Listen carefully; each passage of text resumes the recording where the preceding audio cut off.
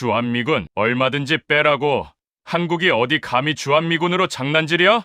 한국의 강경한 태도에 미국이 완전 열받았습니다. 주한미군 카드로 협박하다 한국이 진짜 나가라고 하자 역풍을 맞은 건데요. 도대체 무슨 일인지 바로 알아보겠습니다. 제 이름은 데이비드 클라크이고 미 국방부 중동작전 담당 차관보로 복무한 지 12년째였으며 지금은 백악관 지하 상황실 대형 스크린 앞에 서서 목표 제거 완료라는 암호 메시지를 받은 직후였고 대통령이 제 옆에서 승리를 확신하며 고개를 끄덕이고 있었습니다. 저는 화면 속 이란 혁명수비대 사령부 건물이 무너지는 장면을 보며 작전 성공을 확인했고 위성 영상에서 연기 기둥이 치솟고 있었으며 통신 감청팀이 내부 혼란 신호를 포착했다고 보고했고 국방장관이 제게 다가와 조용히 말했어요. 클라크 차관보, 이제 항복 압박 들어가고 48시간 안에 끝납니다. 저는 고개를 끄덕이며 동의했지만 그 순간 통신 장교가 급히 헤드셋을 벗으며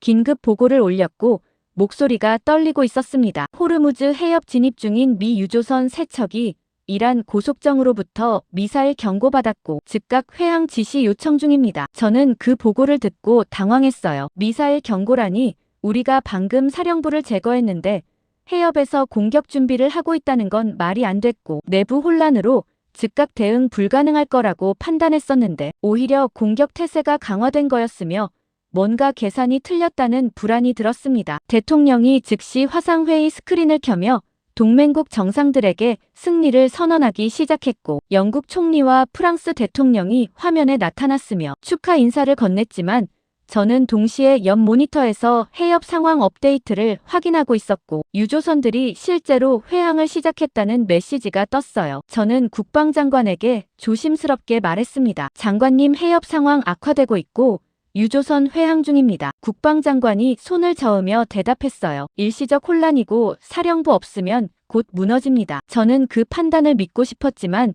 동시에 불안했고 화면을 다시 확인했으며 그때 정보 분석관이 급히 들어오며 태블릿을 제게 건넸고 화면에는 위성 정보가 떠 있었습니다. 이란 혁명수비대 해상부대가 호르무즈 해협 양측 거점에 추가 미사일 배치 완료했고 고속정 15척이 해협 중앙수역에 집결했으며 통제 신호가 여전히 작동 중입니다. 저는 그 정보를 읽고 얼어붙었어요. 통제 신호가 작동 중이라니 사령부를 제거했는데도 지휘 체계가 살아있다는 뜻이었고 우리가 타격한 건 핵심이 아니었으며 실제 작전 통제는 다른 곳에서 이루어지고 있었고 완전히 속은 거였습니다. 저는 즉시 대통령에게 보고하려 했지만 그는 여전히 화상회의에서 항복 요구를 전달하고 있었고 영국 총리가 동의하며 추가 압박을 약속했으며 분위기는 승리 확신으로 가득했고 제가 끼어들 틈이 없었어요. 그 순간 또 다른 긴급 통신이 들어왔고 이번에는 사우디아라비아 에너지부 장관 직통 라인이었으며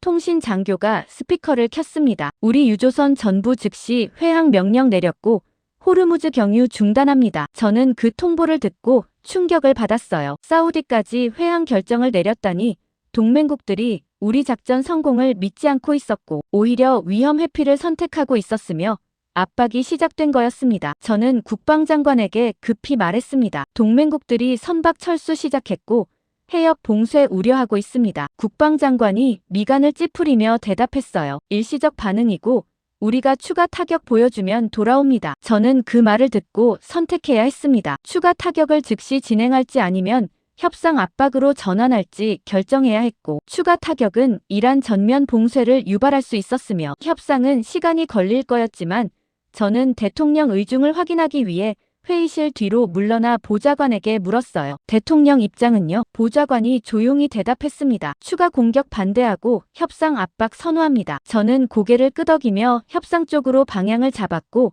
즉시 중동 담당 부서에 지시를 내렸으며 이란 측에 비공식 채널로 메시지 전달 준비를 시작했지만 그 사이 상황실 스크린에 새로운 정보가 떴고 정보 분석관이 급히 보고했습니다. 이란이 해협 통제권 확보 완료했고 양측 거점에서 레이더 가동 시작했으며 모든 선박 진입 차단 태세입니다. 저는 화면을 보며 깨달았어요. 우리가 타격한 건 끝이 아니라 봉쇄 유도였고 이란은 사령부 제거를 예상하고 있었으며 오히려 그걸 명분으로 해협 완전 통제에 들어간 거였고 우리는 함정에 걸린 상태였습니다. 저는 즉시 국방장관에게 다가가 긴급 보고를 시작했고 해상전력 즉각 투입 필요성을 강조했으며 협상만으로는 시간이 부족하다고 설명했지만 국방장관이 손을 저으며 거부했어요. 해상 투입은 전면전 유발하고 대통령 승인 불가합니다. 저는 그 거부를 듣고 화가 났지만 참았고 제한적 대응이라도 실행해야 한다고 판단했으며 작전실로 직접 내려가 교신 지시를 시작했습니다. 저는 통신장교에게 단호하게 말했어요. 해협 외곽 대기 중인 구축함 2척에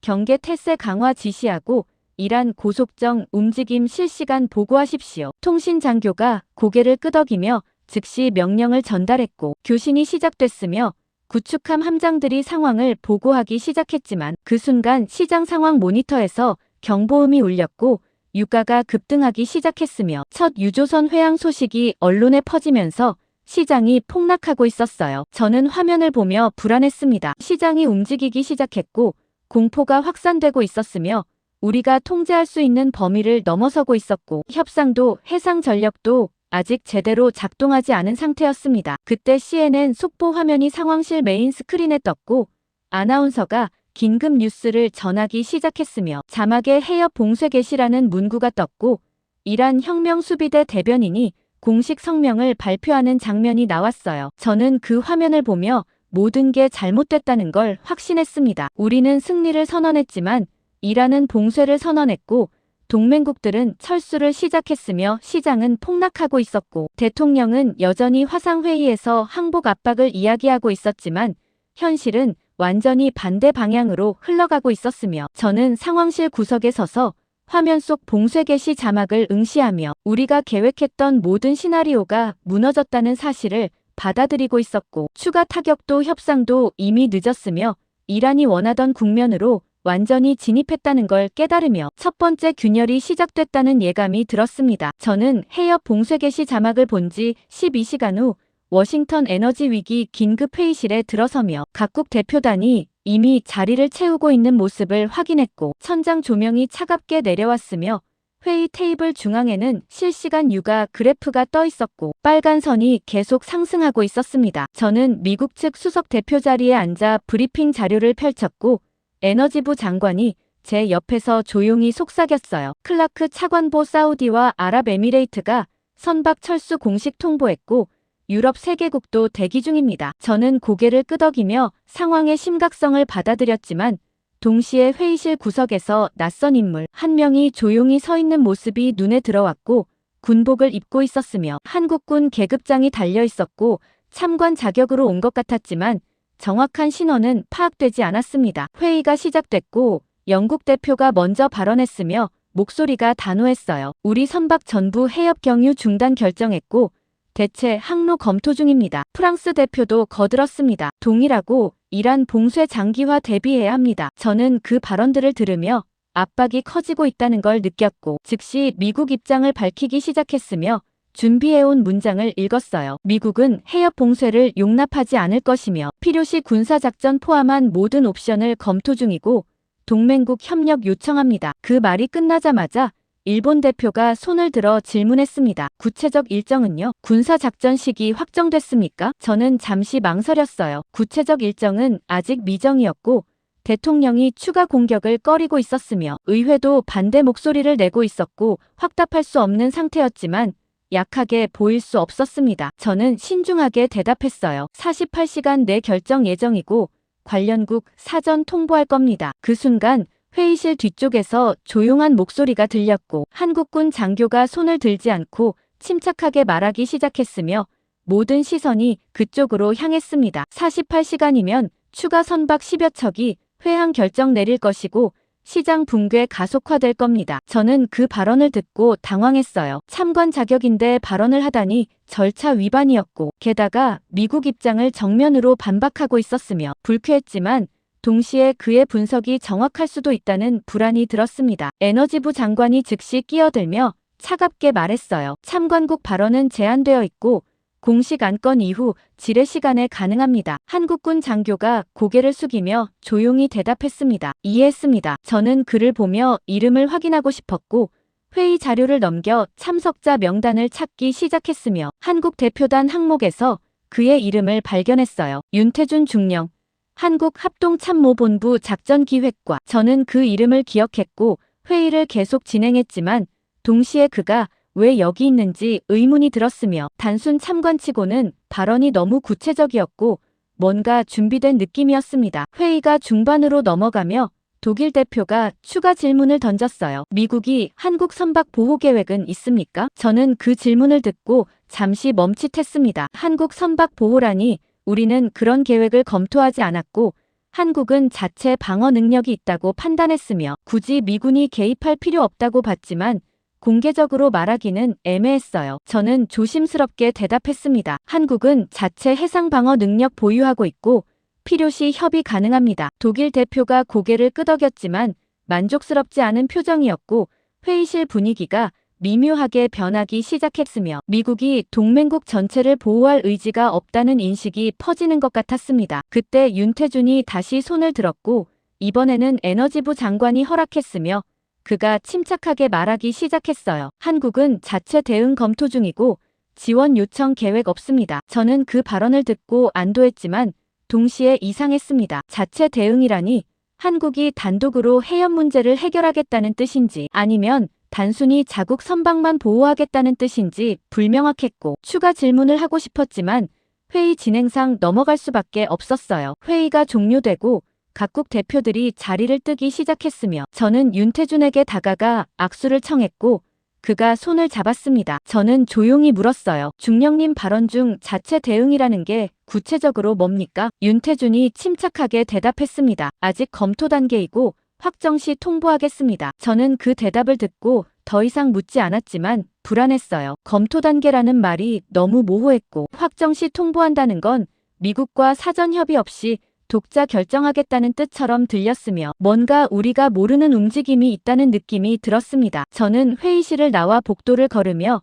에너지부 장관에게 조심스럽게 말했어요. 한국 측 움직임 파악 필요하고 정보 공유 요청하겠습니다. 에너지부 장관이 손을 저으며 대답했습니다. 한국은 우선순위 아니고 유럽과 중동 동맹국 먼저입니다. 저는 그 말을 듣고 받아들였지만 동시에 찝찝했고 윤태준의 침착한 표정이 계속 머릿속에 남아 있었으며 그가 뭔가 알고 있다는 확신이 들었습니다. 저는 사무실로 돌아와 컴퓨터 앞에 앉았고 한국 관련 정보를 검색하기 시작했으며 최근 보고서를 열어 읽기 시작했지만 특별한 내용은 없었고 일반적인 방어 태세 유지라는 문구만 반복되고 있었어요. 그 순간 긴급 메시지 알림이 떴고 중동 담당 정보 분석관에게서 온 보고였으며 제목은 간결했습니다. 이란 걸프 지역 미사일 기지 공격 확대, 목표 미확인. 저는 즉시 파일을 열었고 내용을 읽기 시작했으며 이란이 걸프 연안 3곳의 미군 기지를 동시에 위협하고 있다는 정보였고 미사일 발사 준비 징후가 포착됐으며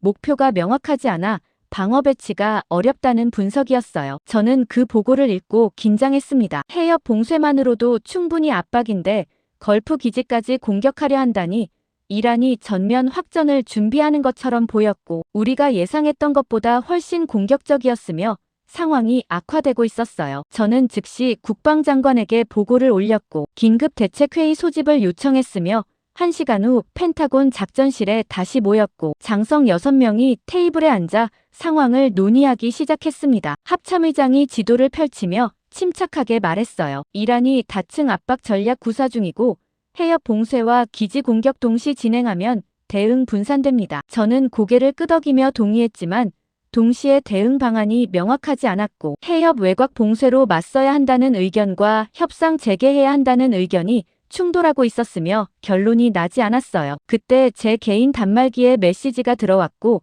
발신자는 윤태준이었으며 내용은 짧았습니다. 차관보님, 이란은 봉쇄를 풀지 않습니다. 저는 그 메시지를 보며 얼어붙었어요. 봉쇄를 풀지 않는다니 그가 무슨 근거로 그렇게 확신하는지 알 수 없었고 단순 추측인지 아니면 정보가 있는지 불명확했지만 그의 이전 발언이 정확했던 기억이 떠올랐으며 무시할 수 없었습니다. 저는 회의가 끝난 후 윤태준에게 전화를 걸었고 그가 받았으며 조용히 물었어요. 중령님, 봉쇄를 풀지 않는다는 근거가 뭡니까? 윤태준이 침착하게 대답했습니다. 이란은 해협 통제를 협상 카드가 아니라 전략 목표로 설정했고 시장 붕괴까지 유도할 겁니다. 저는 그 분석을 듣고 불안했지만 동시에 인정하고 싶지 않았어요. 이란이 그 정도로 계산했다는 건 우리가 완전히 뒤처졌다는 뜻이었고 초기 타격이 실패였다는 걸 인정하는 거였으며 상부에 보고하기 어려운 내용이었습니다. 저는 조심스럽게 말했어요. 분석 자료 있으면 공유 가능합니까? 윤태준이 잠시 침묵하다가 대답했습니다. 검토 후 전달하겠습니다. 전화가 끊기고 저는 화면을 내려다봤으며 그가 뭔가 숨기고 있다는 확신이 들었지만 동시에 그의 판단이 옳을 수도 있다는 불안이 커지고 있었고 회의실로 돌아가 추가 데이터를 검색하기 시작했습니다. 저는 이란 선박 통과 기록을 확인했고 놀랍게도 일부 선박이 선택적으로 해협을 통과하고 있다는 데이터를 발견했으며 중국 국적 유조선 2척과 러시아 화물선 1척이 봉쇄 와중에도 통과 허가를 받았고 이란이 완전 봉쇄가 아니라 선택적 봉쇄를 하고 있다는 증거였어요. 저는 그 데이터를 보며 깨달았습니다. 윤태준이 옳았고 이란은 봉쇄를 협상 수단이 아니라 통제 수단으로 쓰고 있었으며 우리가 압박하면 할수록 더 강하게 조이는 구조였고 해협 외곽 봉쇄 같은 대응은 오히려 역효과를 낼 거였습니다. 저는 즉시 국방장관에게 보고를 올렸고 선택적 봉쇄 데이터를 첨부했으며 대응 전략 재검토 필요성을 강조했지만 답변은 차갑게 돌아왔어요. 기존 정책 유지하고 해협 외곽 봉쇄 작전 준비 계속합니다. 저는 그 답변을 받고 무력감을 느꼈습니다. 판단 오류를 깨달았지만 정책은 바뀌지 않았고 상부는 여전히 압박이 통할 거라고 믿고 있었으며 저는 제한적 정보 공유를 지시하는 선에서 멈출 수밖에 없었고 더 이상 아무것도 할 수 없었어요. 그날 저녁 뉴스에서 한국 선박 철수 발표가 나왔고 저는 화면을 보며 불길한 균열을 느꼈으며 한국마저 빠져나간다는 건 동맹 구도 전체가 흔들린다는 신호였고 윤태준의 침착한 얼굴이 다시 떠올랐으며 그가 이미 다음 단계를 준비하고 있다는 예감이 들었고 저는 상황실 창문 너머로 어두워지는 워싱턴 하늘을 보며 우리가 통제권을 잃어가고 있다는 사실을 인정하기 시작했습니다. 저는 한국 선박 철수 뉴스를 본 지 16시간 후 백악관 지하 브리핑룸에서 대통령 대국민 발표 원고를 검토하고 있었고 천장 형광등이 하얗게 내려왔으며 연설문 작성팀이 제 옆에서 마지막 문장을 수정하고 있었고 대통령 보좌관이 급히 들어오며 긴급 지시를 전달했습니다. 대통령이 48시간 내 공격 승인했고 이란 추가 목표물 선정 완료했으며 즉시 작전 준비 들어가십시오. 저는 그 지시를 듣고 긴장했어요. 48시간 내 공격이라니 드디어 군사 옵션을 선택한 거였고 해협 봉쇄를 물리적으로 해제하겠다는 의도였으며 강경 대응으로 전환된 거였지만 동시에 불안했습니다. 저는 보좌관에게 조심스럽게 물었어요. 의회동에 확보됐습니까? 보좌관이 미간을 찌푸리며 대답했습니다. 절차 진행 중이고 반대 의견 있지만 밀어붙일 겁니다. 저는 그 대답을 듣고 우려스러웠지만 명령을 따를 수밖에 없었고 즉시 국방부 작전실에 연락해 목표물 리스트를 요청했으며 10분 후 암호화된 파일이 도착했고 화면을 열어 확인하기 시작했어요. 목표물은 총 5곳이었고 호르무즈 해협 양측 미사일 기지 2곳과 고속정, 정박지 1곳과 혁명수비대 지휘소 2곳이었으며 동시 타격 예정이라는 메모가 붙어 있었지만 저는 리스트를 보며 의문이 들었습니다. 지난번에도 지휘소를 타격했는데 봉쇄가 강화됐고 이번에도 같은 방식이면 결과가 다를 거라는 보장이 없었으며 오히려 이란이 전면 확전으로 나올 가능성이 높았어요. 저는 즉시 합참의장에게 전화를 걸었고 우려를 전달하기 시작했습니다. 의장님, 이전 타격 후 봉쇄 강화됐고 이번 공격도 같은 결과 나올 수 있습니다. 합참의장이 침착하게 대답했어요. 이번에는 규모가 다르고 동시 타격으로 대응 능력 완전히 제거합니다. 저는 그 확신을 듣고 믿고 싶었지만 동시에 윤태준의 분석이 떠올랐고 이란은 봉쇄를 풀지 않는다는 그의 말이 계속 머릿속에서 맴돌았으며 공격만으로는 해결되지 않을 거라는 예감이 들었습니다. 그 순간 제 개인 단말기에 긴급 메시지가 들어왔고 발신자는 국무부 중동 담당 차관이었으며 내용은 짧지만 충격적이었어요. 영국, 프랑스, 독일 동시에 군사작전 반대 입장 전달했고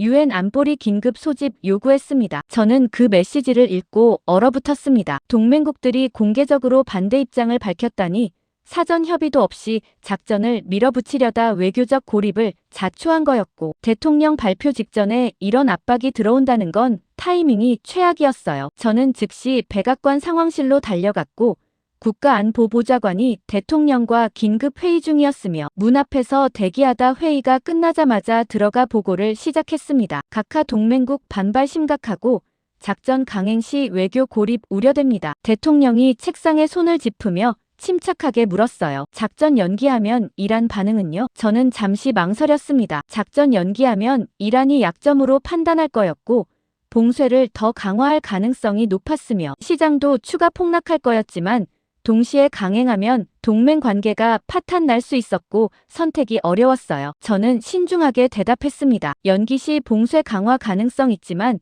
동맹 협력 확보 후 진행이 안정적입니다. 대통령이 고개를 끄덕이며 결정을 내렸어요. 작전 24시간 연기하고 동맹국 설득 시도하십시오. 저는 그 결정을 받아들였지만 동시에 불안했습니다. 24시간 연기라니 짧은 시간이었고 동맹국 설득이 성공할 거라는 보장도 없었으며 오히려 우유부단하게 보일 수 있었어요. 저는 상황실을 나와 복도를 걸으며 국무부에 연락했고 긴급 외교 채널 가동을 요청했으며 각국 설득 작업이 시작됐지만 그 사이 새로운 정보가 올라왔고 정보 분석관이 급히 보고했습니다. 이란이 해협 봉쇄 일부 완화 조짐 보이고 있고 소형 화물선 2척 통과 허가했으며 시장 반응 관찰 중인 것으로 추정됩니다. 저는 그 보고를 듣고 당황했어요. 봉쇄 완화라니 우리가 공격 준비하는 동안 이란이 먼저 유연성을 보이기 시작한 거였고 이건 협상 신호일 수도 있었으며 공격 명분이 약해지는 상황이었습니다. 저는 즉시 추가 정보를 요청했고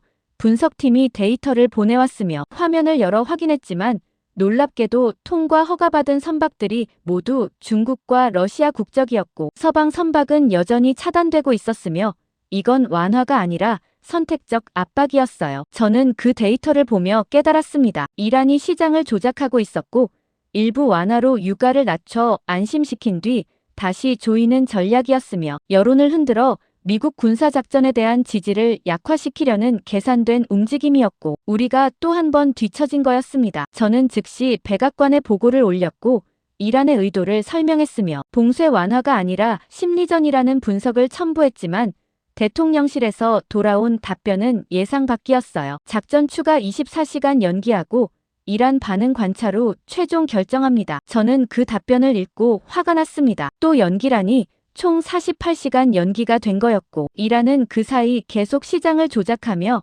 우리를 압박할 거였으며 결단력 없는 모습만 보여주는 꼴이었어요. 저는 국방장관에게 전화를 걸어 우려를 전달했고 선제 타격 재건의를 시도했지만 장관이 단호하게 거부했습니다. 대통령 결정 따라야 하고 추가 설득 시도하십시오. 저는 전화를 끊고 책상 앞에 앉아 생각했습니다. 군사작전은 계속 연기되고 있었고 외교 설득도 성과가 없었으며 이란은 시장을 마음대로 조작하고 있었고 우리는 아무것도 하지 못한 채 시간만 낭비하고 있었어요. 저는 선택해야 했습니다. 이대로 기다릴지 아니면 다른 대응 방법을 찾을지 결정해야 했고 정보전 대응이라도 시작해야 한다고 판단했으며 직접 분석팀을 지휘하기로 했습니다. 저는 CIA 중동 담당 부서에 연락했고 이란 내부 정보 수집 강화를 요청했으며 심리전 대응팀 구성을 지시했고 최소한 정보 우위라도 확보해야 한다고 생각했어요. 분석팀이 48시간 동안 집중 작업에 들어갔고 이란 내부 통신 감청과 위성 영상 분석과 SNS 여론 추적을 동시에 진행했으며 저는 상황실에서 실시간으로 보고를 받기 시작했지만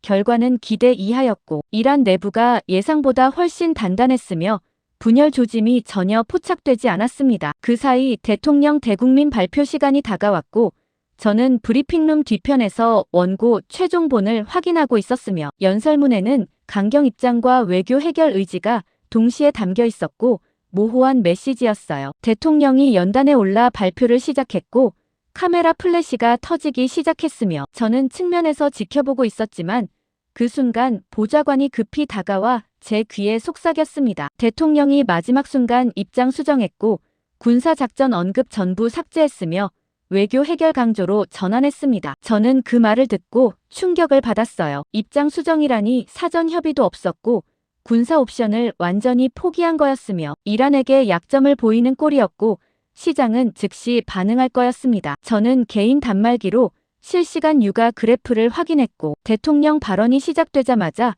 유가가 급등하기 시작했으며 투자자들이 미국의 우유부단함을 확인하고 공포 매수에 들어간 거였고 시장이 추가 폭락하기 시작했어요. 저는 화면을 보며 무력감을 느꼈습니다. 우리는 공격도 협상도 제대로 하지 못했고 계속 입장을 번복하며 신뢰를 잃고 있었으며 이란은 그 사이 시장을 완벽하게 통제하고 있었고 동맹국들은 이미 우리를 신뢰하지 않았어요. 대통령 발표가 끝나고 기자들이 질문을 쏟아냈지만 답변은 모호했고 브리핑룸을 나서는 순간 제 전화기에 문자가 들어왔으며 발신자는 윤태준이었고 내용은 짧았습니다. 주도권을 완전히 잃으셨습니다. 저는 그 문자를 보며 인정할 수밖에 없었습니다. 우리는 주도권을 잃었고 이란이 시장과 여론과 시간을 전부 통제하고 있었으며 군사작전은 계속 연기됐고 외교는 실패했으며 동맹국들은 떠나갔고 저는 상황실로 돌아가 의자에 앉아 화면 속 폭락하는 시장 그래프를 바라보며 우리가 처음부터 이란의 계획대로 움직였다는 사실을 받아들이기 시작했고 윤태준이 경고했던 모든 것이 현실이 되고 있었으며 더 이상 부정할 수 없다는 깨달음 속에서 두 번째 균열이 깊어지고 있었습니다. 저는 대통령 발표 이후 시장 폭락을 확인한 지 10시간 후 펜타곤 야간 상황실에서 이란 내부 분열 보고서를 검토하고 있었고 책상 위에는 두꺼운 파일 3권이 쌓여 있었으며 CIA 중동 지부에서 급히 올린 분석 자료였고 형광등 불빛 아래서 문장을 하나씩 읽어내려가고 있었습니다. 보고서 핵심 내용은 명확했어요. 이란 내부에서 협상파와 강경파가 충돌하고 있고 대통령과 혁명수비대 사이 갈등이 심화되고 있으며 곧 분열이 가시화될 것이라는 분석이었고 이걸 활용하면 압박 전략이 먹힐 수 있다는 결론이었지만 저는 읽으면서도 찝찝했습니다. 근거가 대부분 간접 정보였고 SNS 게시물 분석과 익명 제보와 위성 영상 해석에 의존하고 있었으며 직접 확인된 사실은 거의 없었고 추측이 너무 많았어요. 저는 파일을 덮고 시계를 확인했으며 자정이 넘어가고 있었고 상황실은 조용했지만 그 순간 경비가 문을 두드리며 방문객이 있다고 알렸고 누군지 묻자 한국군 윤태준 중령이라는 대답이 돌아왔습니다. 저는 당황했어요. 자정이 넘은 시각에 사전 약속도 없이 찾아온다니 예상 밖이었고 거절할 수도 있었지만 동시에 궁금했으며 그가 뭘 가지고 왔는지 확인하고 싶었습니다. 저는 경비에게 들어오라고 지시했고 문이 열리며 윤태준이 들어왔으며 그는 간단히 인사하고 서류 봉투 하나를 제 책상 위에 올려놓았어요. 그가 침착하게 말했습니다. 차관보님께서 검토 중이신 보고서에 대한 반박 분석입니다. 저는 봉투를 열어 내용물을 꺼냈고 A사 용지 10장 정도였으며 제목은 간결했습니다. 이란 내부 분열 가설 재검토 단일 지휘 체계 가능성. 저는 첫 페이지를 넘기며 읽기 시작했고 윤태준의 분석은 CIA 보고서와 정반대였으며 이란 내부가 분열된 게 아니라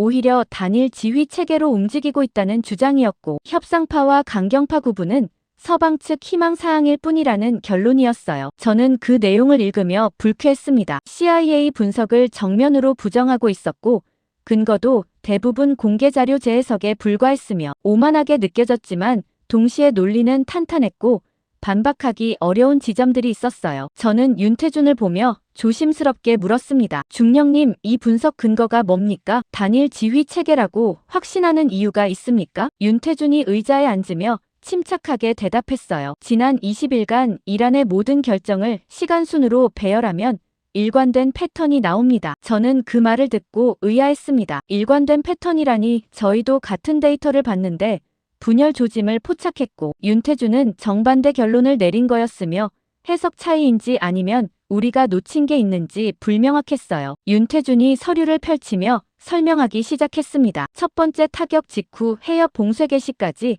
12시간 걸렸고 이건 사전 계획된 타이밍이며 두 번째로 걸프 기지 공격 위협은 해협 압박과 정확히 동시에 진행됐고 이것도 조율된 움직임이며 세 번째로 선택적 봉쇄 완화는 시장 조작 타이밍에 맞춰 실행됐고 이 모든 게 단일 지휘부 없이는 불가능합니다. 저는 그 설명을 들으며 생각했어요. 논리적으로는 맞는 말이었고 실제로 이란의 움직임이 너무 정교했으며 분열된 조직이 이렇게 정확하게 움직일 수 없다는 건 사실이었지만 동시에 CIA 보고서를 부정하는 건 위험했고 상부를 설득하기 어려웠습니다. 저는 윤태준에게 조심스럽게 말했어요. 중령님 분석은 이해했지만 우리 정보기관 판단과 상충되고 이걸 채택하기 어렵습니다. 윤태준이 고개를 끄덕이며 대답했습니다. 이해합니다. 하지만 협상파 존재를 전제로 압박하면 역효과 날 겁니다. 저는 그 경고를 듣고 불안했지만 동시에 기존 정책을 유지하는 게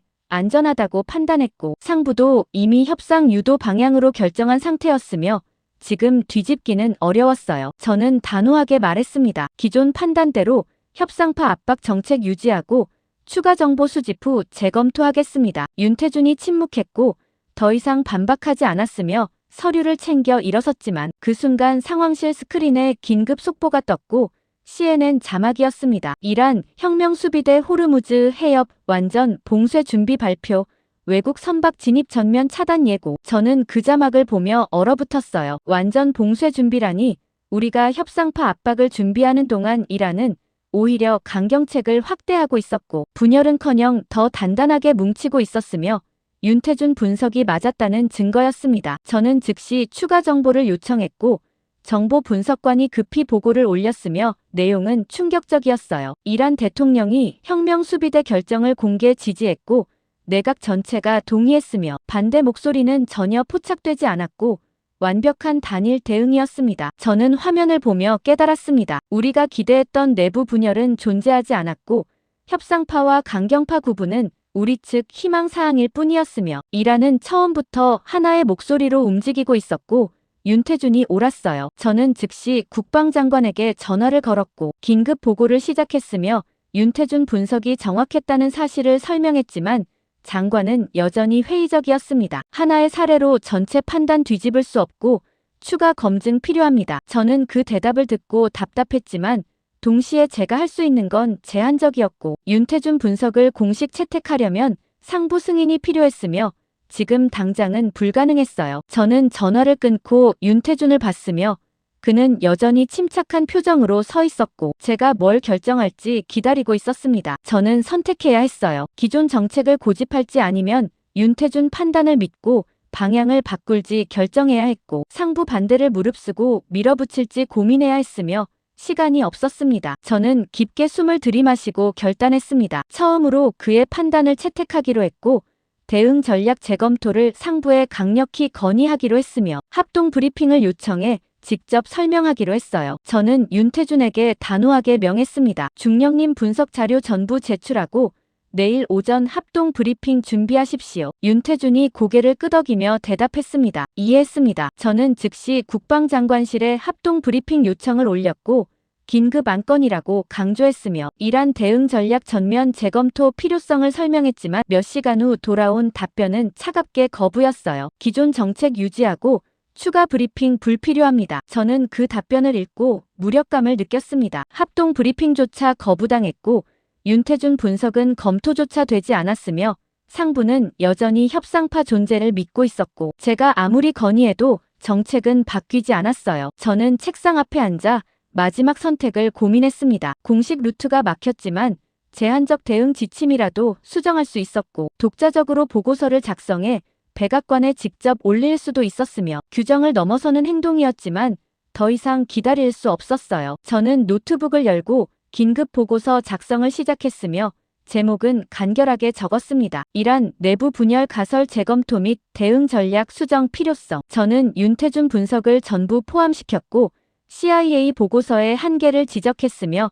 단일 지휘 체계 가능성을 강조했고 협상파 압박 정책이 역효과를 낼 거라는 경고를 명확히 적었습니다. 보고서를 완성하고 백악관 국가안보보좌관에게 직접 전송했으며 긴급 검토 요청 메모를 첨부했지만 답변은 오지 않았고 이틀이 지나도 아무 반응이 없었어요. 저는 상황실 창밖을 보며 생각했습니다. 제가 할 수 있는 건 다 했지만 아무것도 바뀌지 않았고 정책은 여전히 협상 유도였으며 이란은 완전 봉쇄 준비를 계속하고 있었고 윤태준은 침착하게 다음 단계를 준비하고 있었습니다. 그날 저녁 뉴스에서 이란이 해협 주변 추가 미사일 배치를 완료했다는 보도가 나왔고 공격 범위가 확대됐다는 분석이 이어졌으며 저는 화면을 보며 확신했어요. 우리 정책은 실패하고 있었고 협상파는 존재하지 않았으며 이란은 단일 목표를 향해 정확하게 움직이고 있었고 윤태준이 처음부터 옳았다는 사실을 인정할 수밖에 없었으며 상부가 언제 깨달을지 알 수 없었지만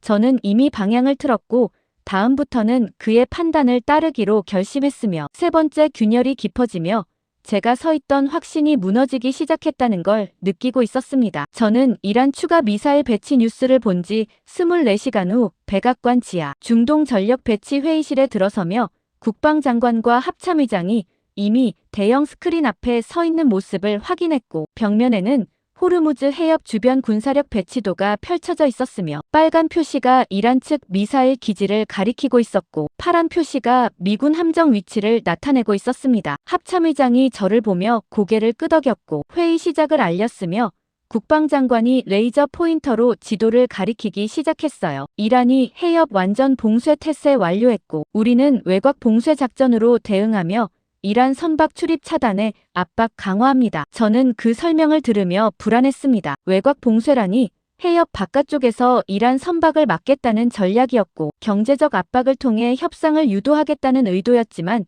윤태준 경고가 떠올랐고 이란은 압박에 굴복하지 않을 거라는 분석이 머릿속에서 맴돌았어요. 저는 조심스럽게 손을 들어 발언을 요청했고 국방장관이 허락했으며 저는 신중하게 말하기 시작했습니다. 장관님, 외곽 봉쇄가 오히려 이란의 전면 봉쇄를 정당화할 명분 제공할 수 있고 역효과 우려됩니다. 합참의장이 미간을 찌푸리며 반박했어요. 압박 없이는 협상 불가능하고 군사적 옵션 보여줘야 합니다. 저는 그 논리를 이해했지만 동시에 윤태준 분석이 계속 떠올랐고 이란이 단일 지휘 체계로 움직인다면 압박은 오히려 반발을 키울 거였으며 선택적 봉쇄를 완전 봉쇄로 확대할 빌미를 줄 수 있었습니다. 하지만 저는 더 이상 반대 의견을 내기 어려웠어요. 상부는 이미 결정했고 외곽 봉쇄 작전은 승인 단계에 들어갔으며 대통령도 동의한 상태였고 제가 막을 수 없었습니다. 회의가 진행되며 작전 세부 사항이 공개됐고 구축함 4척과 프리기함 2척이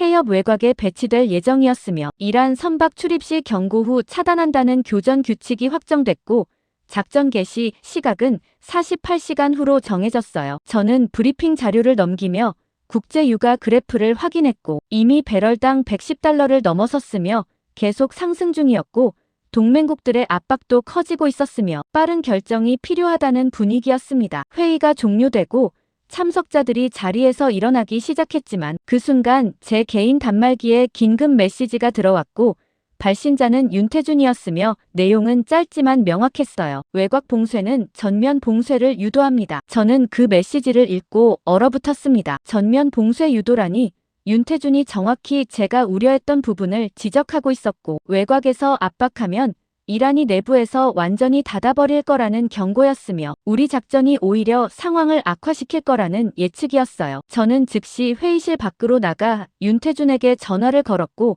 그가 받았으며 조용히 물었습니다. 중령님, 전면 봉쇄 유도라는 게 구체적으로 어떤 의미입니까? 윤태준이 침착하게 대답했어요. 이란은 외곽 압박을 명분으로 호르무즈뿐 아니라 홍해 연결선까지 위협할 것이고 에너지 공급망 전체를 타격할 겁니다. 저는 그 분석을 듣고 충격을 받았습니다. 홍해 연결선까지라니 수에즈 운하 경유 항로까지 위협하겠다는 뜻이었고 중동 전체 에너지 수송이 마비될 수 있었으며 글로벌 경제가 감당할 수 없는 수준이었어요. 저는 급히 물었습니다. 근거가 있습니까? 윤태준이 대답했어요. 이란이 예멘 후티 반군과 협력 강화 중이고 홍해 일대 드론 배치 완료했으며 대기 중입니다. 저는 전화를 끊고 즉시 정보 분석관에게 확인 요청을 보냈고 30분 후 보고가 올라왔으며 내용은 윤태준 분석과 일치했습니다. 예멘 후티 반군이 최근 이란제 드론 추가 배치했고 홍해 일대 감시 활동 강화 중이며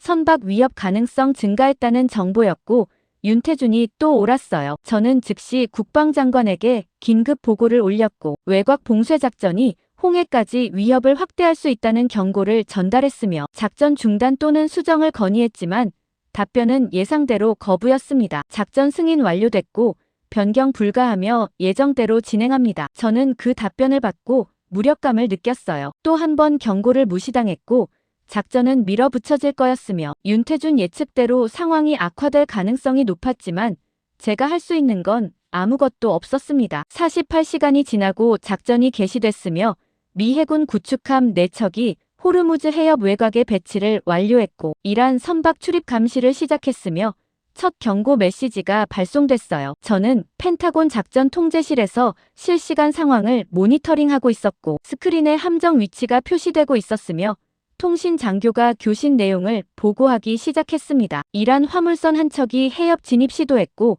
경고 발송했으며 회항 요구 중입니다. 저는 화면을 보며 긴장했어요. 첫 번째 대치 상황이었고 이란이 어떻게 반응할지 알 수 없었으며 순순히 회항할지 아니면 강행할지 불명확했고 교전 가능성도 배제할 수 없었습니다. 몇 분 후 보고가 올라왔고 이란 화물선이 회항했다는 내용이었으며 첫 번째 차단 성공이었지만 저는 안도하지 못했어요. 너무 쉽게 회항했고 저항 없이 물러났으며 뭔가 계획된 것처럼 느껴졌고 함정일 수도 있다는 불안이 들었습니다. 그 순간 CNN 속보가 상황실 스크린에 떴고 이란 외무부 대변인이 긴급 성명을 발표하는 장면이었으며 자막이 떴어요. 미국의 불법 봉쇄에 대응해 호르무즈 해협 완전 폐쇄 결정, 모든 외국 선박 진입 금지. 저는 그 자막을 보며 윤태준 경고가 정확히 들어맞았다는 걸 깨달았습니다. 외곽 봉쇄가 전면 봉쇄를 유도했고 이란은 우리 작전을 명분으로 완전 폐쇄를 선언했으며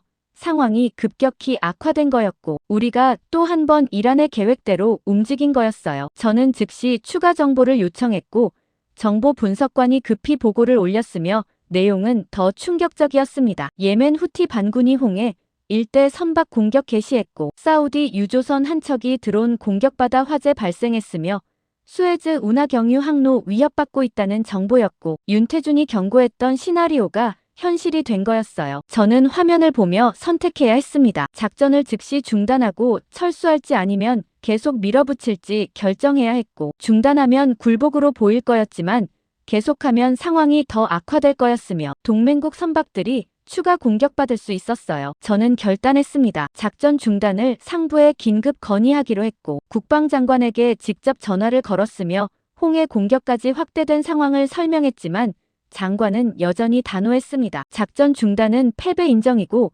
계속 진행하며 추가 전력 투입 검토합니다. 저는 그 답변을 듣고 절망했어요. 작전 중단은 거부됐고 오히려 전력을 더 투입하겠다는 결정이었으며 상황을 더 키우는 선택이었고 제가 막을 수 없었습니다. 저는 최소한 제한적 조치라도 실행해야 한다고 판단했고 일부 선박 보호를 위한 호위 작전을 독자적으로 승인하기로 했으며 규정을 넘어서는 행동이었지만 더 이상 기다릴 수 없었어요. 저는 통신장교에게 단호하게 지시했습니다. 동맹국 유조선 중 긴급 호위 요청한 선박 리스트 확보하고 구축함 한 척 배정해 호위 작전 즉시 개시하십시오. 통신장교가 당황한 표정으로 대답했어요. 차관보님 권한으로는 독자 작전 승인 불가능하고 상부 허가 필요합니다. 저는 그 경고를 알고 있었지만 무시했습니다. 상부 허가 기다리면 선박들이 공격받을 거였고 책임은 제가 지기로 했으며 일단 실행하기로 결단했어요. 저는 단호하게 말했습니다. 제 책임 하에 진행하고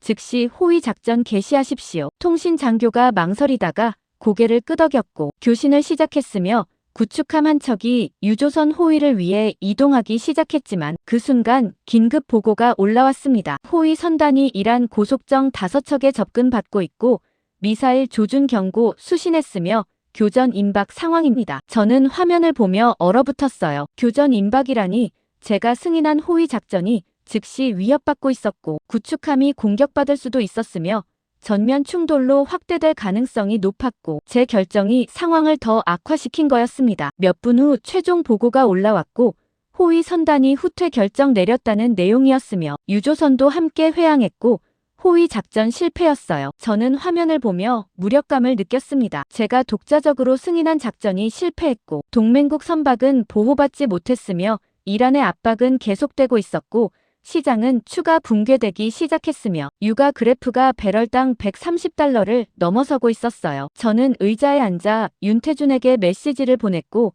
간결하게 적었습니다. 중령님 분석 또 맞았습니다. 몇 분 후 답장이 왔고 내용은 짧았어요. 외곽 봉쇄는 실패할 수밖에 없었고 이란은 의도대로 움직였습니다. 저는 그 메시지를 읽으며 깨달았습니다. 우리는 계속 적의 의도대로 움직이고 있었고 압박은 역효과만 냈으며 작전마다 실패했고 윤태준이 매번 옳았으며 더 이상 우리 방식을 고집할 수 없다는 확신이 들었고 네 번째 균열이 깊어지며 제가 믿었던 전략 전체가 무너지고 있었으며 상황실 스크린에 떠있는 폭락하는 시장 그래프를 보며 다음부터는 완전히 다른 접근이 필요하다는 각오를 하고 있었습니다. 저는 호위 작전 실패 보고를 받은 지 12시간 후 백악관 루즈벨트룸에서 진행되는 국방부와 백악관 합동안보회의에 참석하고 있었고 대통령이 테이블 중앙에 앉아 브리핑 자료를 넘기고 있었으며 국방장관과 국무장관이 양옆에 자리했고 저는 참모진 좌석 끝에 앉아 회의를 지켜보고 있었습니다. 합참의장이 일어나 대형 스크린 앞으로 걸어가며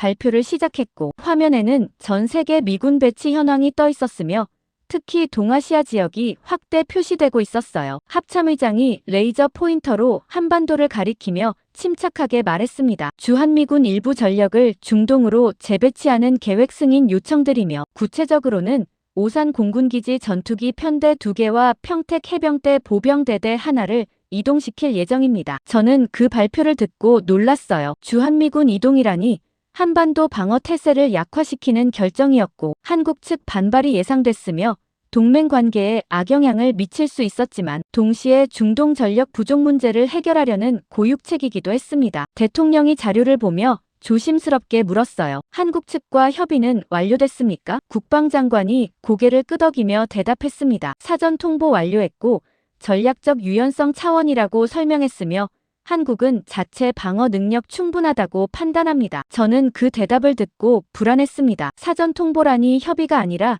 일방적 통지였고 한국 의견을 제대로 수렴하지 않았으며 자체 방어 능력 충분하다는 판단도 우리 측 일방적 평가였고 한국이 실제로 동의했는지 불명확했어요. 대통령이 추가 질문했습니다. 비용 절감 효과는 어느 정도입니까? 합참의장이 화면을 전환하며 설명하기 시작했어요. 주한미군 유지 비용이 연간 20억 달러 수준이고 일부 전력 재배치로 약 4억 달러 절감 가능하며 중동 작전 지원에 효율적입니다. 저는 그 숫자를 들으며 이해했습니다. 비용 절감과 전력 재배치라는 두 가지 명분이었고 중동 위기 대응과 국방 예산 압박 해소를 동시에 노린 결정이었지만 동맹국 입장에서는 미국이 철수 준비를 하는 것처럼 보일 수 있었고 신뢰 문제가 발생할 거였어요. 회의가 진행되며 세부 계획이 공개됐고 이동 시작 시점은 2주 후였으며 완료까지 6주 소요될 예정이었고 한국 측에는 기술적 조정 사항만 통보한다는 방침이었습니다. 저는 브리핑 자료를 넘기며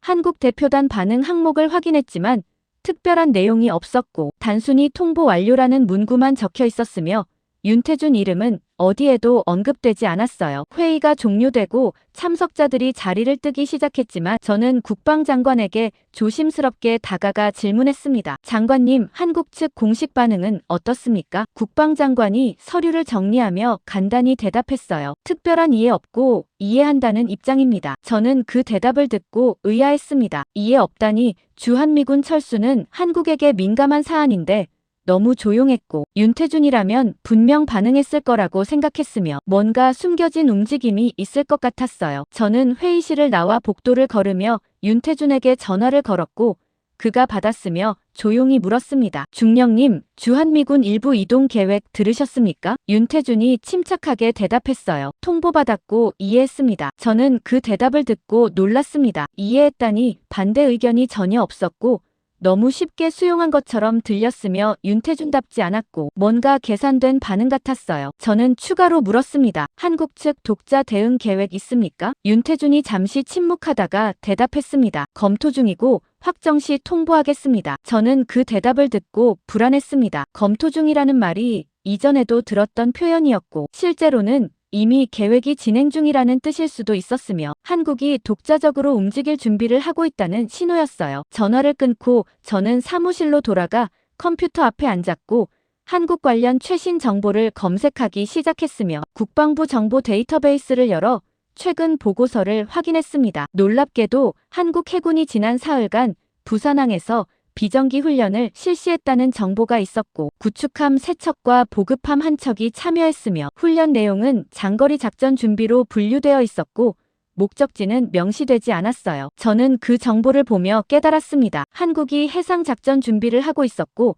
장거리 작전이라면 중동까지 갈 가능성도 있었으며 주한미군 철수를 조용히 받아들인 이유가 독자 대응 준비 때문일 수 있었고 윤태준이 이미 다음 단계를 실행 중이었어요. 저는 즉시 추가 정보를 요청했고 국방부 정보분석관에게 한국 해군 동향 모니터링을 지시했으며 특히 중동 방면 이동 가능성을 집중 추적하라고 강조했습니다. 이틀 후 보고가 올라왔고 내용은 제 예상을 확인시켜줬어요. 한국 해군 구축함 편대가 부산항 출항 준비를 완료했고 보급품 적재 완료했으며 승무원 최종 점검 단계이고 출항 시점은 48시간 내로 추정된다는 정보였으며 목적지는 여전히 불명이지만 항해 거리로 볼 때 중동 가능성이 높다는 분석이었습니다. 저는 그 보고를 읽고 긴장했습니다. 한국이 정말 독자적으로 중동까지 가려 한다니 미군 없이 단독 작전을 시도하는 거였고 해협 봉쇄 상황에서 돌파를 시도할 가능성도 있었으며 성공하면 미국 입지가 약해질 거였고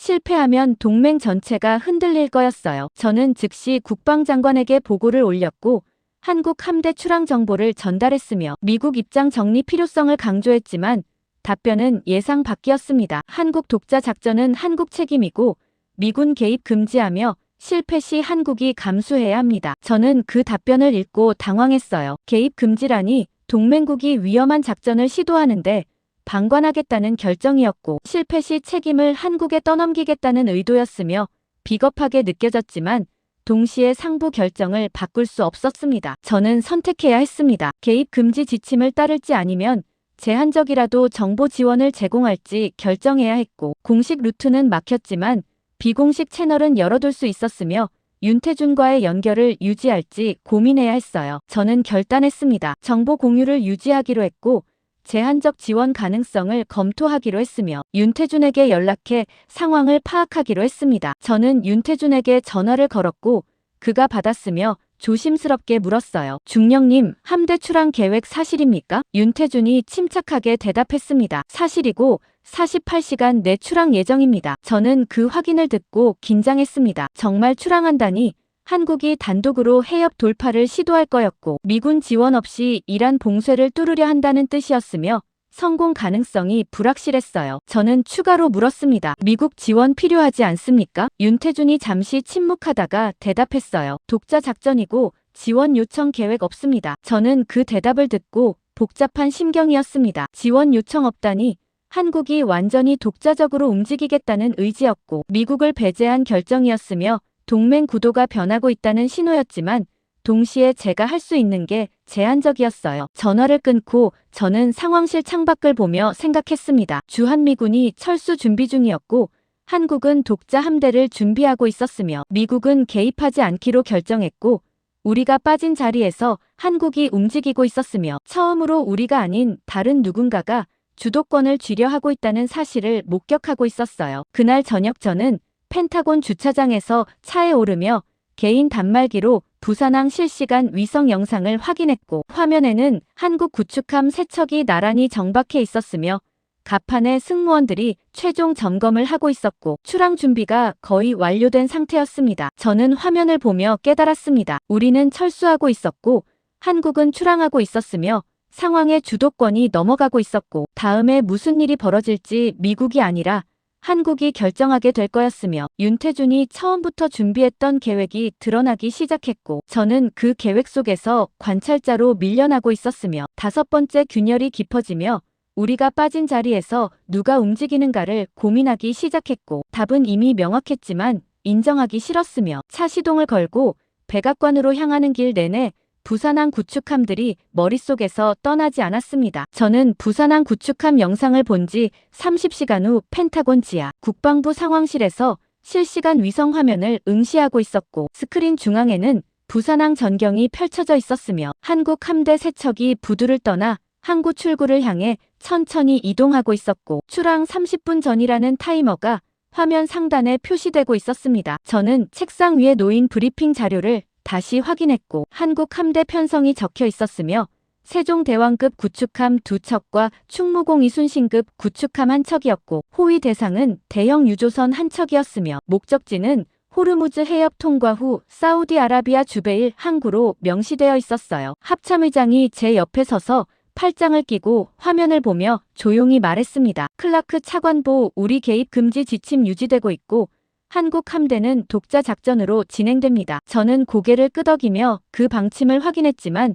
동시에 불안했어요. 개입 금지라니 동맹국이 위험한 해역으로 들어가는데 아무 지원도 하지 않는다는 결정이었고, 실패 시 동맹 관계 전체가 붕괴될 수 있었으며 성공해도 미국 입지가 약해질 거였고 어느 쪽이든 우리에게 불리한 상황이었습니다. 정보 분석관이 급히 들어오며 최신 보고서를 제게 건넸고 표지에는 긴급이라는 빨간 도장이 찍혀 있었으며 저는 파일을 열어 읽기 시작했어요. 이란 혁명 수비대가 한국 함대 출항 정보를 포착했고 호르무즈 해협 진입 시 미사일 발사 준비 완료했으며 고속정 10척을 해협 중앙에 배치했다는 내용이었고 교전 가능성이 매우 높다는 분석이었습니다. 저는 보고서를 읽고 긴장했습니다. 이란이 이미 알고 있었고 준비까지 끝낸 상태였으며 한국 함대가 해협에 들어가는 순간 공격받을 가능성이 높았고 미사일까지 동원할 거라는 정보였으며 위험 수위가 예상보다 훨씬 높았어요. 저는 합참의장에게 보고서를 보여주며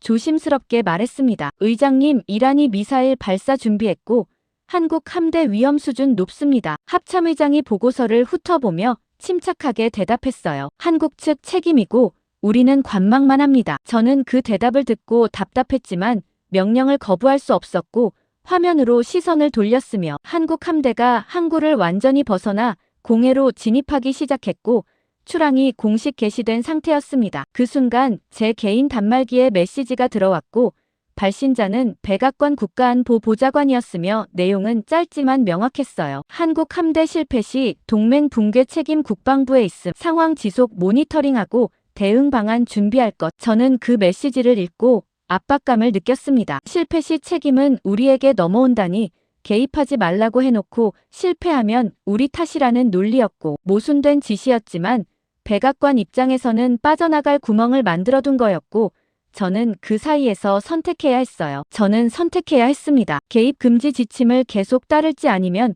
최소한의 정보 지원이라도 제공할지 결정해야 했고 공식적으로는 개입할 수 없었지만 비공식 채널로 위성 데이터 정도는 전달 가능했으며 규정 위반이지만 동맹 붕괴보다는 나았어요. 저는 결단했습니다. 제한적 정보 지원을 제공하기로 했고 위성 데이터를 비공식적으로 전달하기로 했으며 직접 윤태준과 연결해서 진행하기로 했습니다. 저는 상황실을 나와 복도 끝 비상통신실로 이동했고 문을 잠그고 암호화 전화기를 들어 윤태준 직통 번호를 눌렀으며 신호음이 3번 울린 후 그가 받았어요. 저는 조용히 말했습니다. 중령님, 비공식 정보 지원 제공하겠고 위성 데이터 실시간 전송 가능합니다. 윤태준이 잠시 침묵하다가 침착하게 대답했습니다. 감사하지만 이미 항로 설계 완료했고 추가 정보 불필요합니다. 저는 그 대답을 듣고 놀랐어요. 추가 정보 불필요하다니 윤태준이 이미 모든 걸 계산해놨다는 뜻이었고 우리 위성 데이터 없이도 작전 가능하다는 확신이었으며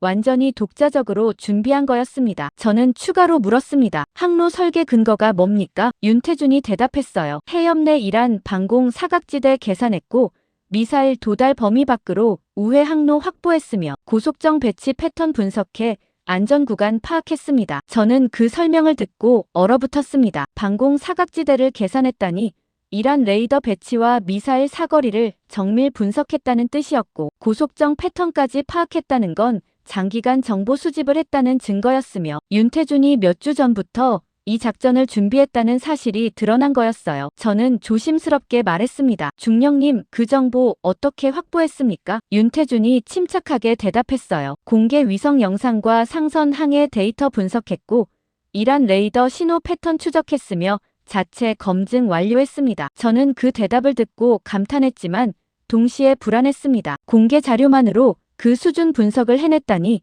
윤태준 능력이 예상을 넘어섰고 미국 정보기관보다 정확할 수도 있었으며 우리가 놓친 사각지대를 그가 찾아낸 거였어요. 전화를 끊고 저는 상황실로 돌아갔고 화면에는 한국 함대가 남중국해를 지나 인도양으로 진입하는 경로가 표시되고 있었으며 호르무즈 해협까지 예상 도착 시간은 72시간 후였고 타이머가 계속 줄어들고 있었습니다. 합참의장이 저를 보며 물었어요. 윤태준과 연락했습니까? 저는 고개를 끄덕이며 대답했습니다. 연락했고 그들은 독자 항로 확보했으며 우리 지원 불필요하다고 합니다. 합참의장이 미간을 찌푸리며 말했습니다. 독자 항로란이 검증되지 않았고 위험합니다. 저는 그 우려를 이해했지만 동시에 윤태준이 지금까지 틀린 적이 없었다는 사실을 떠올렸고 그의 분석이 매번 정확했으며 이번에도 맞을 가능성이 높다고 판단했어요. 72시간이 지나고 한국 함대가 호르무즈 해협 진입선에 도달했으며 저는 상황실에서 실시간 위성 영상을 지켜보고 있었고 스크린에는 구축함 3척과 유조선 1척이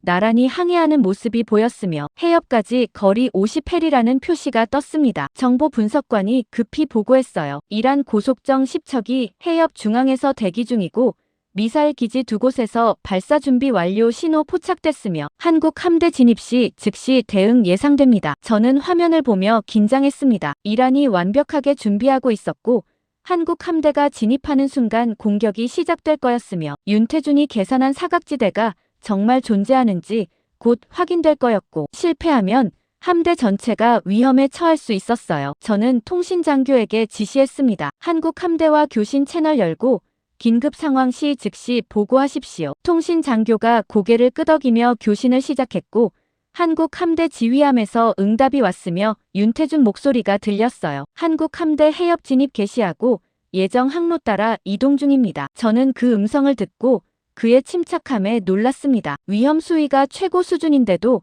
목소리에 떨림이 전혀 없었고 완벽하게 통제하고 있었으며 준비된 상태였고 확신에 차 있었어요. 화면에서 한국 함대가 해협 진입선을 넘어가기 시작했고 이란 고속정들이 움직이기 시작했으며 미사일 기지에서 레이더 신호가 강화됐고 발사 준비 최종 단계에 들어갔다는 경보가 울렸습니다. 저는 화면을 응시하며 숨을 죽였어요. 곧 첫 번째 교전이 시작될 거였고 윤태준이 설계한 항로가 작동하는지 확인될 거였으며 한국 함대의 운명이 결정되는 순간이었고 미국은 여전히 관망만 하고 있었으며 저는 윤태준을 미끼로 선택했지만 확신할 수 없었고 화면 속 구축함들이 천천히 해협 깊숙이 들어가는 모습을 지켜보며 다음 몇 분이 모든 걸 결정할 거라는 예감 속에서 긴장이 폭발 직전까지 치달았고 통신장교가 헤드셋을 조정하며 대기하고 있었으며 합참의장도 팔짱을 푼 채 스크린 앞으로 다가왔고 상황실 전체가 숨을 죽인 채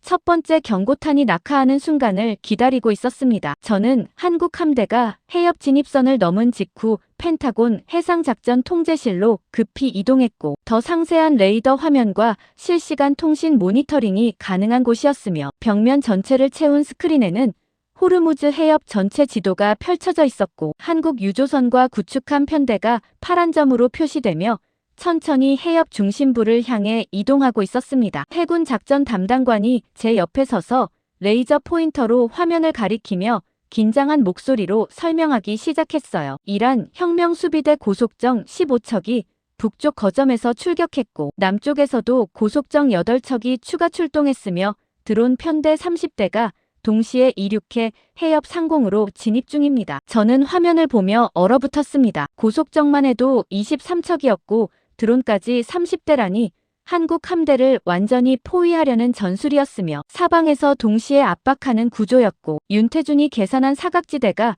정말 존재하는지 의문이 들기 시작했어요. 정보 분석관이 급히 추가 보고를 올렸습니다. 드론 공격 개시됐고 첫 번째 편대 10대가 한국 함대를 향해 강화 중이며 공격용 드론으로 확인됩니다. 저는 즉시 통신장교에게 지시했어요. 한국 함대와 교신 유지하고 실시간 상황 보고받으십시오. 통신장교가 헤드셋을 조정하며 한국 함대 지휘함과 연결했고 윤태준 목소리가 스피커를 통해 흘러나왔으며 여전히 침착했습니다. 드론 공격 포착했고 대응 준비 완료했으며 전자전 교란 신호 발사 시작합니다. 저는 그 말을 듣고 당황했어요. 전자전 교란 신호라니 한국 함대가 미리 전자전 장비를 배치해놨다는 뜻이었고 드론 제어 신호를 방해하려는 시도였으며 윤태준이 이것까지 준비했다는 증거였지만 성공 가능성은 불확실했습니다. 화면에서 드론 편대가 한국 함대에 접근하기 시작했고 거리가 5해리까지 좁혀졌으며 공격 사거리 안으로 들어온 상태였지만 그 순간 놀라운 일이 벌어졌어요. 드론 10대 중 4대가 갑자기 고도를 잃기 시작했고 제어 불능 상태로 바다에 추락했으며 나머지 6대도 비행 경로가 흔들리기 시작했고 목표물을 제대로 추적하지 못하고 있었습니다. 해군 작전 담당관이 화면을 확대하며 놀란 목소리로 말했어요. 드론 일부가 오작동하고 있고 전자전 교란 효과로 추정되며 한국 측 신호가 이란 제어 시스템 방해하고 있습니다. 저는 그 장면을 보며 충격을 받았습니다. 윤태준이 정말 해냈고 전자전 교란 신호로 드론을 무력화시키고 있었으며 사전 준비가 완벽했다는 증거였고 이란 드론 제어 주파수까지 파악하고 있었다는 뜻이었어요. 하지만 나머지 드론 6대는 여전히 접근 중이었고 고속정들도 계속 좁혀오고 있었으며 완전한 안전은 아니었고 추가 공격이 이어질 거였습니다. 정보 분석관이 다시 보고했습니다. 이란 고속정 편대가 한국 함대 3해리 지점까지 접근했고 미사일 조준 레이더 가동 시작했으며 발사 준비 중입니다. 저는 화면을 보며 긴장했어요. 3해리라니 거의 근접 거리였고 미사일 발사되면 회피 시간이 거의 없었으며 한국 함대가 즉시 대응해야 하는 상황이었지만 개입 금지 지침 때문에 저는 아무것도 할 수 없었습니다. 저는 선택해야 했습니다. 계속 관망할지 아니면 통신 채널이라도 열어 지원할지 결정해야 했고 공식 개입은 불가능했지만 항로 수정 정도는 조언 가능했으며 규정 위반이지만 함대를 살릴 수 있었어요. 저는 결단했습니다. 더 이상 관망하지 않기로 했고 통신 채널을 열어 직접 교신을 지원하기로 했으며 항로 수정 지시를 전달하기로 했습니다. 저는 통신 장교에게 단호하게 명령했어요. 한국 함대에 긴급 교신 요청하고 저를 윤태준 중령과 직접 연결하십시오. 통신 장교가 당황한 표정으로 대답했습니다. 차관보님 개입 금지 지침 위반이고 상부 승인 없이 불가능합니다. 저는 그 경고를 알고 있었지만 무시했어요. 한국 함대가 공격받는 순간 동맹 전체가 무너질 거였고 책임은 어차피 우리에게 돌아올 거였으며 지금 행동하지 않으면 후회할 거라는 확신이 들었습니다. 저는 단호하게 말했습니다. 제 책임 하에 진행하고 즉시 연결하십시오. 통신 장교가 망설이다가 고개를 끄덕였고 암호화 채널을 열어 윤태준과 연결했으며 그의 목소리가 다시 들렸어요. 차관보님 교신 연결 확인했습니다. 저는 즉시 말하기 시작했습니다. 중령님 고속정 3해리 지점까지 접근했고 미사일 발사 임박했으며 항로 수정 필요합니다. 윤태준이 침착하게 대답했어요. 이해했지만 현재 항로 유지하고 계획대로 진행합니다. 저는 그 대답을 듣고 당황했습니다. 항로 유지라니 고속정이 바로 앞까지 왔는데 회피하지 않겠다는 뜻이었고 정면 돌파를 시도하겠다는 의도였으며 위험 수위가 너무 높았어요. 저는 급히 말했습니다. 중령님 위성 데이터 확인 결과 남쪽으로 2해리 우회하면 고속정 포위망 벗어날 수 있고 안전 항로 확보 가능합니다. 윤태준이 잠시 침묵하다가 대답했습니다. 우회하면 시간 지연되고 드론 추가 편대 도착하며 오히려 위험 증가합니다. 저는 그 분석을 듣고 깨달았어요. 윤태준이 우회 옵션까지 계산했지만 오히려 더 위험하다고 판단했고 정면 돌파가 최선이라는 결론을 내린 거였으며 그의 계산을 믿어야 하는 상황이었습니다. 저는 더 이상 권유하지 않았고 화면을 지켜보기 시작했으며 한국 함대가 속도를 올리기 시작했고 구축함들이 유조선을 감싸며 방어 대응을 강화했어요. 해군 작전 담당관이 긴장한 목소리로 보고했습니다. 한국 함대 속도 28노트까지 증속했고 고속정 포위망 돌파 시도 중이며 양측 거리 1해리까지 좁혀졌습니다. 저는 화면에서 파란 점과 빨간 점들이 거의 겹칠 듯 가까워지는 모습을 보며 숨을 죽였습니다. 1해리라니 육안으로 확인 가능한 거리였고 고속정에서 미사일 발사되면 회피 불가능했으며 충돌 직전 상황이었어요. 그 순간 이란 고속정 한 척이 한국 구축함을 향해 급선회했고 충돌 경로로 진입했으며 근접 공격을 시도하는 것처럼 보였지만 한국 구축함도 동시에 기동했고 급격히 방향을 틀어 회피했으며 두 선박이 불과 수백 미터 거리에서 스쳐 지나갔습니다. 정보 분석관이 급히 소리쳤어요. 근접 충돌 회피했고 양측 모두 발포 없이 통과했으며 한국 함대 계속 진행 중입니다. 저는 그 보고를 듣고 안도했지만 동시에 아직 끝나지 않았다는 걸 알고 있었어요. 고속정 포위망은 여전히 활성 상태였고 드론도 계속 접근하고 있었으며 해협 중심부까지 가려면 아직 15해리가 남아있었고 추가 공격이 이어질 거였습니다. 통신 장교가 헤드셋을 벗으며 급히 보고했습니다. 이란 미사일 기지에서 경고 발사 실시했고 한국 함대 진로 앞 2해리 지점에 착탄했으며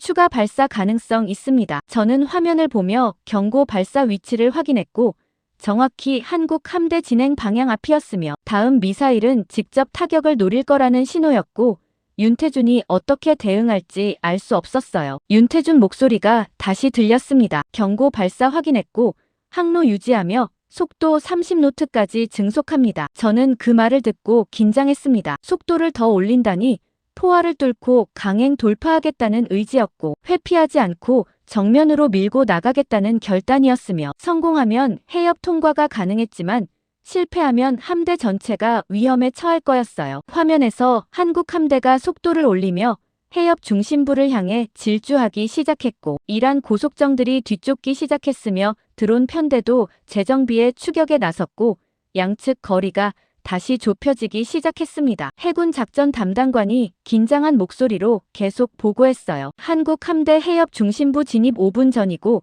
이란 고속정 최대 속도로 추격 중이며 충돌 위험 지속됩니다. 저는 화면을 응시하며 윤태준을 미끼로 선택했던 순간을 떠올렸고 그가 지금까지 모든 예측을 마쳤다는 사실을 확인했으며 이번에도 그의 계산이 정확할 거라고 믿고 싶었지만 확신할 수 없었고 적 고속정과 근접 충돌 직전까지 가는 장면을 지켜보며 다음 몇 분이 모든 걸 결정할 거라는 예감 속에서 긴장이 정점에 도달했고 통신 장교가 헤드셋을 다시 착용하며 윤태준과의 교신을 유지하고 있었으며 상황실 전체가 숨을 죽인 채 한국 함대가 포화 속을 뚫고 나가는 순간을 기다리고 있었습니다. 저는 한국 함대가 포화 속을 질주하는 장면을 지켜본 지 3분 후 펜타곤 작전 통제실에서 백악관 위기 대응 회의실로 긴급 소환됐고 복도를 빠르게 걸으며 개인 단말기로 실시간 상황을 확인하고 있었으며 한국 함대가 여전히 해협 중심부를 향해 돌진하고 있다는 업데이트가 계속 떴고 이란 고속정들이 추격을 멈추지 않고 있다는 보고가 이어지고 있었습니다. 백악관 지하 회의실에 도착했을 때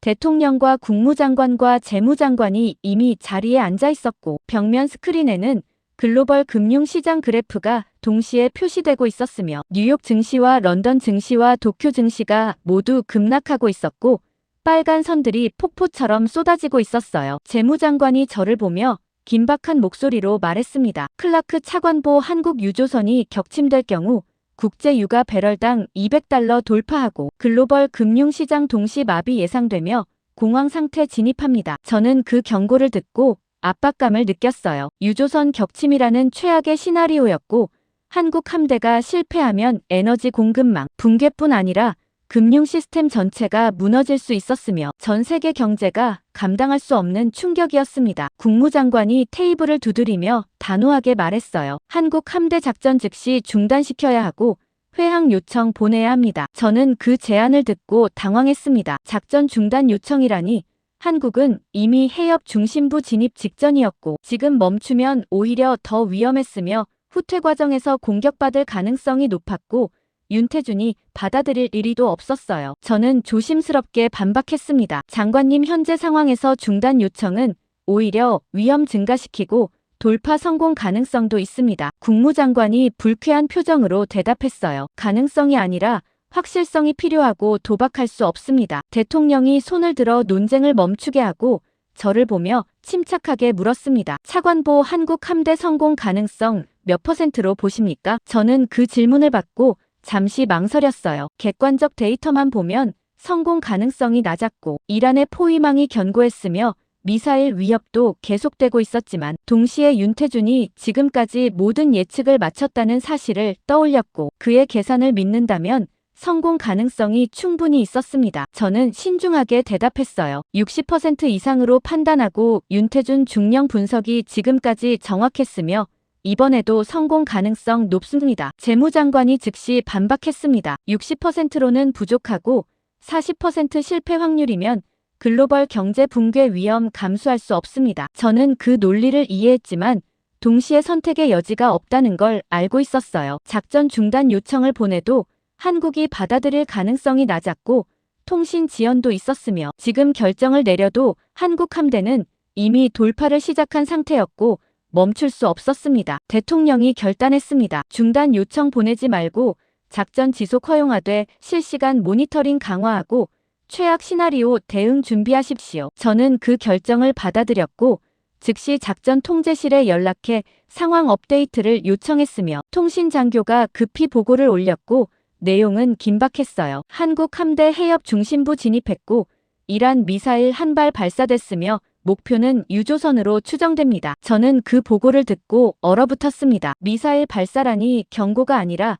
실제 공격이었고 유조선을 노린다는 건 격침 의도였으며 명중하면 폭발과 화재로 함대 전체가 위험에 처할 거였고 최악의 시나리오가 현실이 될 수 있었어요. 백악관 회의실 스크린이 전환되며 실시간 위성 영상이 나타났고 한국 함대 위치가 표시됐으며 미사일 궤적이 빨간 선으로 그려지기 시작했고 유조선을 향해 날아가고 있었습니다. 재무장관이 의자에서 일어나며 다급하게 말했어요. 미사일 명중 시 시장 즉시 폐쇄해야 하고 긴급 유동성 공급 준비 필요합니다. 저는 화면을 응시하며 윤태준에게 긴급 교신을 요청했고 통신 장교가 연결했으며 그의 목소리가 스피커를 통해 들렸지만 여전히 침착했어요. 미사일 포착했고 요격 준비 중이며 회피 기동 동시 실시합니다. 저는 그 말을 듣고 놀랐습니다. 요격 준비라니 한국 구축함에 미사일 방어 시스템이 있다는 뜻이었고 윤태준이 이것까지 준비했다는 증거였지만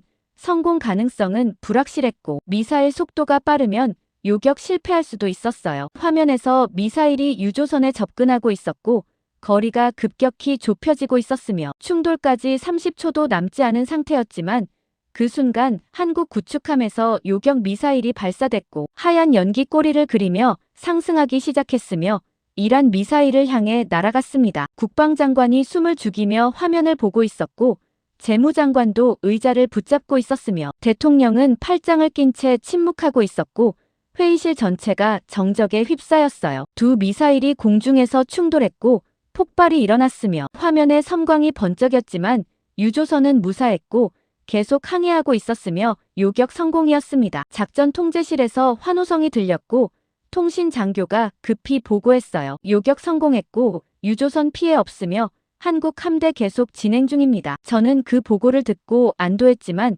동시에 아직 끝나지 않았다는 걸 알고 있었어요. 미사일 한 발을 막았지만 고속정들은 여전히 추격 중이었고 드론도 재정비하고 있었으며 해협 출구까지 아직 10해리가 남아있었고 추가 공격이 이어질 수 있었습니다. 그 순간 놀라운 정보가 올라왔고 정보 분석관이 급히 보고했습니다. 이란 고속정들이 추격 중단했고 원래 위치로 복귀 중이며 드론 편대도 회수 명령받은 것으로 추정됩니다. 저는 그 보고를 듣고 당황했어요. 추격 중단이라니 이란이 공격을 멈췄다는 뜻이었고 한국 함대를 통과시키기로 결정한 것처럼 보였으며 예상 밖의 전개였지만 이유를 알 수 없었습니다. 저는 즉시 추가 분석을 요청했고 CIA 중동 지부에서 긴급 보고가 올라왔으며 내용은 충격적이었어요. 한국이 사전에 이란과 비공식 접촉했고 유조선 통과 시 에너지 협력 제안했으며 이란이 조건부 수용한 것으로 추정되고 단일 돌파, 성공 시 시장 반등 효과 노린 시간 계산까지 완료한 것으로 분석됩니다. 저는 그 보고를 읽고 깨달았습니다. 윤태준이 단순히 군사작전만 준비한 게 아니었고 외교 채널까지 활용했으며 이란과 사전 협상을 진행했고 돌파 성공 시 시장 반등까지 계산했다는 뜻이었으며 모든 게 설계된 시나리오였고 우리는 그 사실을 전혀 몰랐어요. 대통령이 저를 보며 조용히 물었습니다. 차관보 한국이 우리 몰래 이란과 접촉했다는 겁니까? 저는 고개를 끄덕이며 대답했어요. 그렇게 추정되고 비공식 채널 통해 조건 협상했으며 우리는 사전 정보 없었습니다. 국무장관이 화가 난 표정으로 말했습니다. 동맹국이 우리 배제하고 적과 협상했다니 신뢰 위반입니다. 저는 그 비판을 이해했지만 동시에 결과를 부정할 수 없었어요. 한국은 성공했고 유조선은 무사히 통과하고 있었으며 시장도 즉시 반응하기 시작했고 유가 그래프가 하락 전환하며 반등 조짐을 보이고 있었습니다. 재무장관이 화면을 보며 놀란 목소리로 말했어요. 유가 배럴당 110달러까지 하락했고 시장 안정화 시작됐으며 공황 상태 회피됐습니다. 저는 그래프를 보며 인정할 수밖에 없었습니다. 윤태준이 모든 걸 계산했고 돌파 성공과 시장 반등까지 예측했으며 타이밍까지 완벽하게 맞췄고 우리는 그저 지켜보기만 했으며 주도권은 완전히 한국에 넘어간 상태였어요. 통신장교가 최종 보고를 올렸습니다. 한국 함대 호르무즈 해협 완전 통과 확인했고 공에 진입했으며 목적지인 사우디아라비아 주베일 항구로 향하고 있습니다. 저는 그 보고를 듣고 의자에 앉았으며 백악관 회의실이 침묵에 휩싸였고 대통령도 국무장관도 아무 말 없이 화면 속 반등하는 유가 그래프를 바라보고 있었으며 한국이 단독으로 해협을 뚫었다는 사실을 받아들이고 있었고 미국은 개입하지 않았으며 성공도 실패도 우리 몫이 아니었고 국제 언론과 시장은 이미 한국 주도 돌파로 결론 내리기 시작했으며 저는 윤태준에게 마지막 메시지를 보냈고 간결하게 적었습니다. 축하합니다. 몇 분 후 답장이 왔고 내용은 더 간결했어요. 감사하지만 이제 시작입니다. 저는 그 메시지를 읽으며 불안했습니다. 이제 시작이라니 윤태준이 추가 계획을 준비하고 있다는 뜻이었고 한국이 멈추지 않을 거라는 신호였으며 다음 단계가 무엇인지 알 수 없었지만 우리는 또 한 번 뒤처질 거라는 예감이 들었고 회의실을 나서며 창밖을 보니 워싱턴 하늘이 어두워지고 있었으며 6번째 균열이 깊어지며 제가 믿었던 미국 주도 질서가 무너지기 시작했다는 확신 속에서 다음 장면을 기다리고 있었습니다. 저는 한국 함대 통과 확인 메시지를 받은 지 4시간 후 백악관 상황실로 다시 소환됐고 복도에는 각국 정상 긴급 회의 준비로 분주한 보좌관들이 오가고 있었으며 회의실 문을 열고 들어서자 대통령이 이미 화상회의 스크린 앞에 앉아 있었고 영국 총리와 프랑스 대통령과 독일 총리가 화면에 나타나 있었으며 모두 긴장한 표정이었습니다. 영국 총리가 먼저 발언하기 시작했고 목소리가 단호했어요. 한국이 단독으로 해협 돌파 성공했고 미국은 작전 통제권 상실한 것처럼 보이며 동맹 체제 전체가 흔들리고 있습니다. 저는 그 비판을 듣고 불쾌했지만 반박할 근거가 없었어요. 실제로 우리는 작전 통제권이 없었고 한국이 독자적으로 움직였으며 사전 협의도 제대로 이루어지지 않았고 결과적으로 성공했지만 과정에서 미국 주도권은 완전히 사라진 상태였습니다. 프랑스 대통령이 거들며 말했습니다. 우리는 미국과 공동 대응 체계 구축했다고 믿었지만 한국이 별도 채널로 움직였고 이제 각자 도생 구도로 전환되는 것 아닙니까? 대통령이 침착하게 대답하려 했지만 그 순간 독일 총리가 추가 질문을 던졌어요. 미국은 추가 선박 보호 계획 있습니까? 한국 방식 따를 겁니까? 아니면 독자 노선 유지합니까? 저는 그 질문을 듣고 압박감을 느꼈습니다. 추가 선박 보호라니 각국이 자국 선박 안전을 요구하고 있었고 한국처럼 돌파 지원을 원하고 있었으며 미국이 명확한 답을 내놓지 못하면 신뢰가 더 무너질 거였지만 우리는 아직 대응 방안을 확정하지 못한 상태였어요. 대통령이 잠시 망설이다가 대답했습니다. 공동 대응 체계 유지하고 있고 한국과 협력해 추가 항로 개방 검토 중입니다. 저는 그 대답을 듣고 놀랐어요. 한국과 협력이라니 사전 논의도 없었고 윤태준에게 확인조차 하지 않은 상태였으며 즉흥적인 답변이었지만 동맹국들을 안심시키려는 시도였고 실제 실행 가능성은 불확실했습니다. 영국 총리가 추가 질문했어요. 협력 구체적 내용은 뭡니까? 연합작전 체계입니까? 대통령이 저를 보며 눈빛으로 신호를 보냈고 제가 대답해야 한다는 뜻이었으며 저는 급히 마이크 앞으로 다가가 설명하기 시작했습니다. 한국과 연합작전 지휘체계 구축 논의 중이고 미군 구축함과 한국 함대 공동 운용 방안 검토하고 있으며 이틀 내 구체안 제시 예정입니다. 저는 그 말을 하면서도 거짓말이라는 걸 알고 있었어요. 연합작전 논의 같은 건 없었고 한국은 독자 노선을 고수하고 있었으며 윤태준이 미군과 공동작전을 받아들일지 불확실했지만 지금 당장 동맹국들을 안심시켜야 했고 나중 문제는 나중에 해결하기로 했습니다. 화상회의가 종료되고 각국 정상들이 화면에서 사라졌으며 대통령이 저를 보며 조용히 말했어요. 클라크 차관보 이틀 안에 한국과 협력 방안 만들어야 하고 실패하면 동맹 전체 무너집니다. 저는 고개를 끄덕이며 받아들였지만 동시에 불안했습니다. 이틀이라니 시간이 너무 짧았고 윤태준을 설득해야 했으며 그가 거부하면 모든 계획이 무너질 거였고 대안도 없었어요. 저는 회의실을 나와 즉시 윤태준에게 전화를 걸었고 그가 받았으며 조심스럽게 말하기 시작했습니다. 중령님, 미국과 연합작전 체계 구축 논의 가능합니까? 윤태준이 잠시 침묵하다가 대답했어요. 구체적으로 어떤 방식입니까? 저는 그 질문을 듣고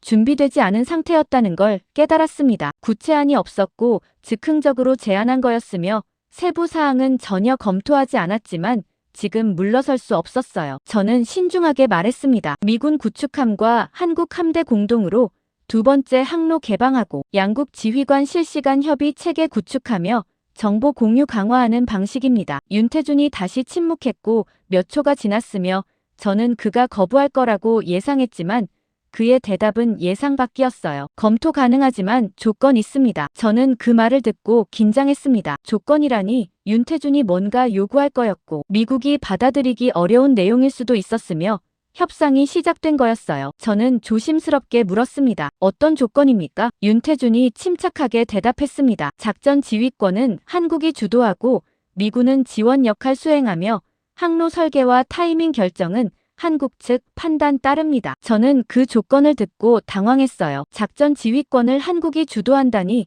미군이 보조 역할을 한다는 뜻이었고 전통적인 미국 주도 구조가 완전히 뒤집히는 거였으며 상부가 받아들일지 불확실했지만 동시에 선택의 여지가 없었습니다. 저는 결단했습니다. 협력을 선택하기로 했고 윤태준 조건을 수용하기로 했으며 상부 설득은 제가 책임지기로 했어요. 저는 단호하게 말했습니다. 조건 수용하고 연합작전 체계 구축하겠으며 세부 조율 즉시 시작하겠습니다. 윤태준이 고개를 끄덕이는 소리가 들렸고 전화가 끊겼으며 저는 즉시 국방장관에게 보고를 올렸지만 예상대로 반발이 심했어요. 국방장관이 화가 난 목소리로 말했습니다. 작전 지휘권 넘긴다는 게 말이 됩니까? 미군이 한국 지휘 따른다는 겁니까? 저는 그 반발을 예상했지만 설득해야 했고 냉정하게 설명하기 시작했어요. 장관님, 한국이 해협 돌파 성공했고 노하우 있으며 우리는 실패 경험만 있고 이번에는 그들 방식 따르는 게 합리적입니다. 국방장관이 침묵했고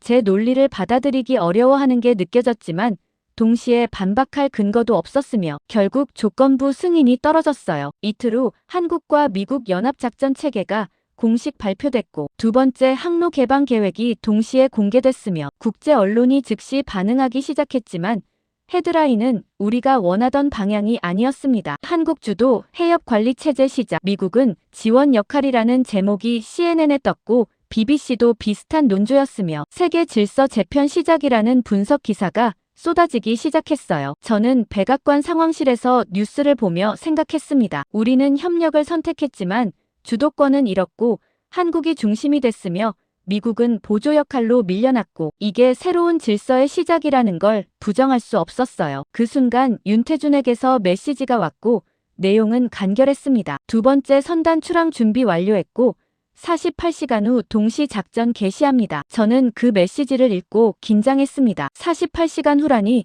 준비 시간이 거의 없었고 미군 함정 배치도 급하게 진행해야 했으며 윤태준이 주도권을 완전히 쥐고 있었고 우리는 따라가기 바빴어요. 저는 즉시 합참의장에게 연락해 긴급 배치 명령을 요청했고 구축함 두 척이 한국 함대와 합류하도록 지시했으며 작전 지휘는 윤태준이 맡고 미군은 지원한다는 방침을 재확인했습니다. 48시간이 지나고 두 번째 선단이 동시에 출항했으며 한국 함대 4척과 미군 구축함 2척이 나란히 호르무즈를 향해 항해하기 시작했고 국제사회가 주목하기 시작했어요. 저는 상황실에서 실시간 위성 영상을 지켜보며 윤태준과 교신을 유지했고 그가 침착하게 지시를 내리는 목소리를 들으며 이제 우리가 그의 계획을 실행하는 역할이 됐다는 사실을 받아들이고 있었으며 미군 함장들도 윤태준 명령을 따르고 있었고 이건 단순한 협력이 아니라 주도권 이양이었습니다. 두 번째 선단이 해협 진입에 성공했고 이란이 이번에는 공격하지 않았으며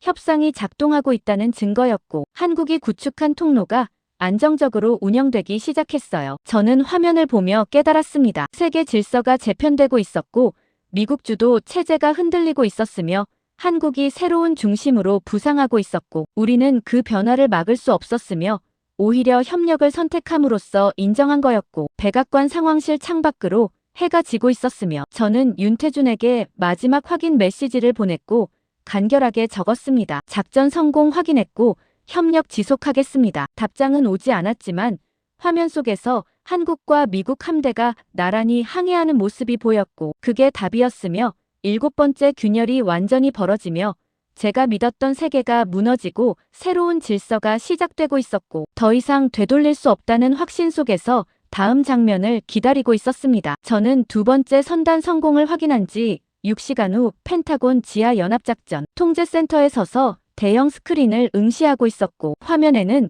호르무즈 해협 전체가 펼쳐져 있었으며 한국 함대와 미군 함정들이 실시간으로 위치 정보를 송신하고 있었고 파란 점들이 해협을 오가며 새로운 항로를 만들어가고 있었습니다. 윤태준이 서울 합동참모본부에서 화상으로 연결되어 있었고 그의 얼굴이 측면 모니터에 나타나 있었으며 미군 작전 담당관들이 그의 지시를 받아 함정 배치를 조정하고 있었고 이건 명백히 한국 주도 체제였으며 미국은 실행 역할을 맡고 있었어요. 합참의장이 제 옆에 서서 팔짱을 끼고 화면을 보며 조용히 말했습니다. 클라크 차관보 이란이 움직이고 있고 전면 봉쇄 선언 직전까지 간 것 같습니다. 저는 그 경고를 듣고 긴장했어요. 전면 봉쇄 선언이라니 이란이 한국과의 협상을 깨고 다시 해협을 완전히 닫으려 한다는 뜻이었고 지금까지의 성과가 무너질 수 있었으며 국제사회 압박도 최고조에 달할 거였습니다. 정보 분석관이 급히 들어오며 최신 보고서를 제게 건넸고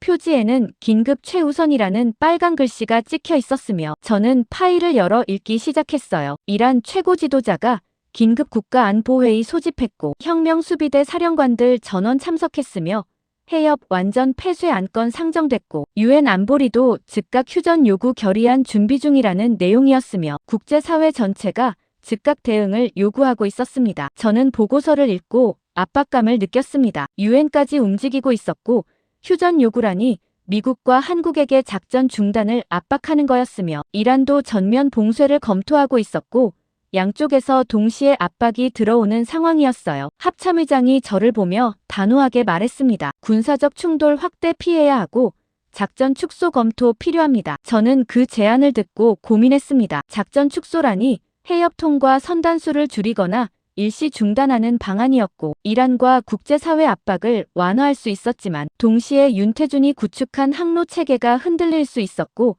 신뢰도 무너질 거였어요. 저는 선택해야 했습니다. 작전 축소를 건의할지 아니면 현재 수준을 유지할지 결정해야 했고 윤태준 의견을 먼저 확인해야 한다고 판단했으며 화상 연결을 통해 그에게 직접 물었습니다. 중령님, 이란 전면 봉쇄 가능성 있고 국제사회 휴전 요구하고 있으며 작전 축소 검토 필요합니까? 윤태준이 화면 속에서 침착하게 대답했어요. 작전 축소하면 이란이 약점으로 판단하고 오히려 압박 강화할 것이며 현재 통과 선단 유지해야 협상 지속됩니다. 저는 그 분석을 듣고 이해했습니다. 윤태준이 압박을 유지하는 게 오히려 안정적이라고 판단한 거였고 작전 축소는 역효과를 낼 거라는 계산이었으며 긴장을 끝까지 끌고 가야 한다는 전략이었어요. 하지만 그 순간 백악관에서 긴급 지시가 내려왔고 국가안보보좌관이 직통 전화로 연결됐으며 목소리가 단호했습니다. 클라크 차관보 대통령 지시로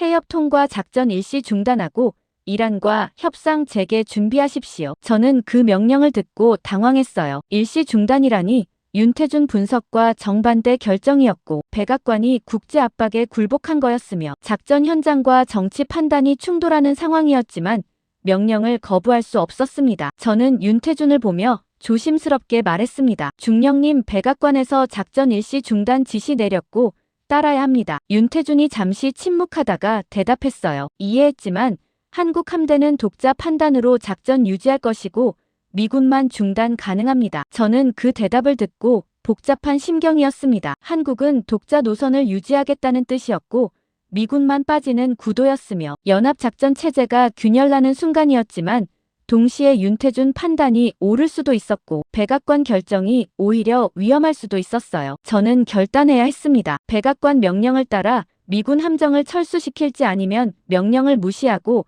작전을 유지할지 선택해야 했고 경력이 걸린 문제였지만 동시에 윤태준을 믿는다면 작전 유지가 맞았습니다. 저는 마지막 선택을 했습니다. 마지막 압박을 유지하기로 했고 해협 내 통과 선단을 유지시키기로 했으며 백악관 명령을 부분적으로만 따르기로 했어요. 저는 작전 담당관에게 지시했습니다. 신규 선단 출항은 중단하되 현재 해협 내 함정들은 위치 유지하고 철수하지 마십시오. 작전 담당관이 당황한 표정으로 대답했어요. 차관보님, 백악관 명령과 상충되고 문제 생길 수 있습니다. 저는 그 경고를 알고 있었지만 단호하게 말했습니다. 제 책임 하에 진행하고 현재 배치 유지하십시오. 명령이 전달됐고 미군 함정들이 해협 내에서 위치를 유지하기 시작했으며 한국 함대도 계속 작전을 이어갔고 통과 선단이 중단되지 않았어요. 그 사이 이란 내부에서 놀라운 정보가 올라왔고 CIA 중동 지부에서 긴급 보고를 보냈으며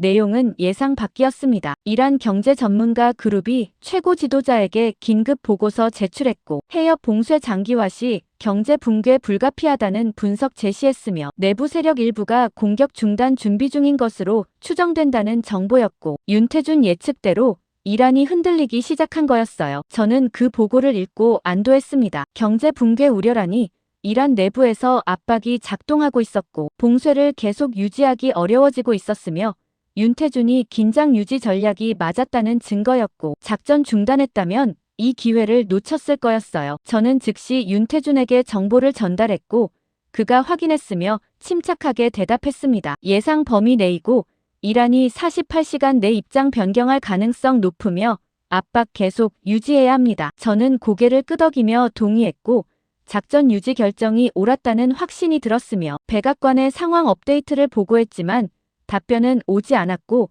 묵인하는 것처럼 보였어요. 48시간이 지나고 이란에서 공식 발표가 나왔으며 CNN 속보가 상황실 스크린에 떴고 자막이 떴습니다. 이란 제한적 봉쇄 해제 발표, 협상 조건 충족한 선박 통과 허용. 저는 그 자막을 보며 성공을 확인했어요. 제한적 해제라니 완전 개방은 아니었지만 봉쇄가 풀리기 시작한 거였고 한국과의 협상이 작동했다는 증거였으며 국제 압박도 효과를 본 거였고 윤태준 전략이 또 한 번 성공한 거였습니다. 합참의장이 저를 보며 조용히 말했어요. 차관보 작전 유지 결정이 옳았고 중단했다면 이 결과 못 얻었을 겁니다. 저는 그 인정을 받았지만 동시에 복잡한 심경이었어요. 백악관 명령을 어겼고 윤태준 판단을 따랐으며 결과적으로 성공했지만 과정에서 미국 주도권은 계속 약해졌고 한국 의존도가 높아졌으며 이게 새로운 질서라는 걸 부정할 수 없었습니다. 상황실이 조용해졌고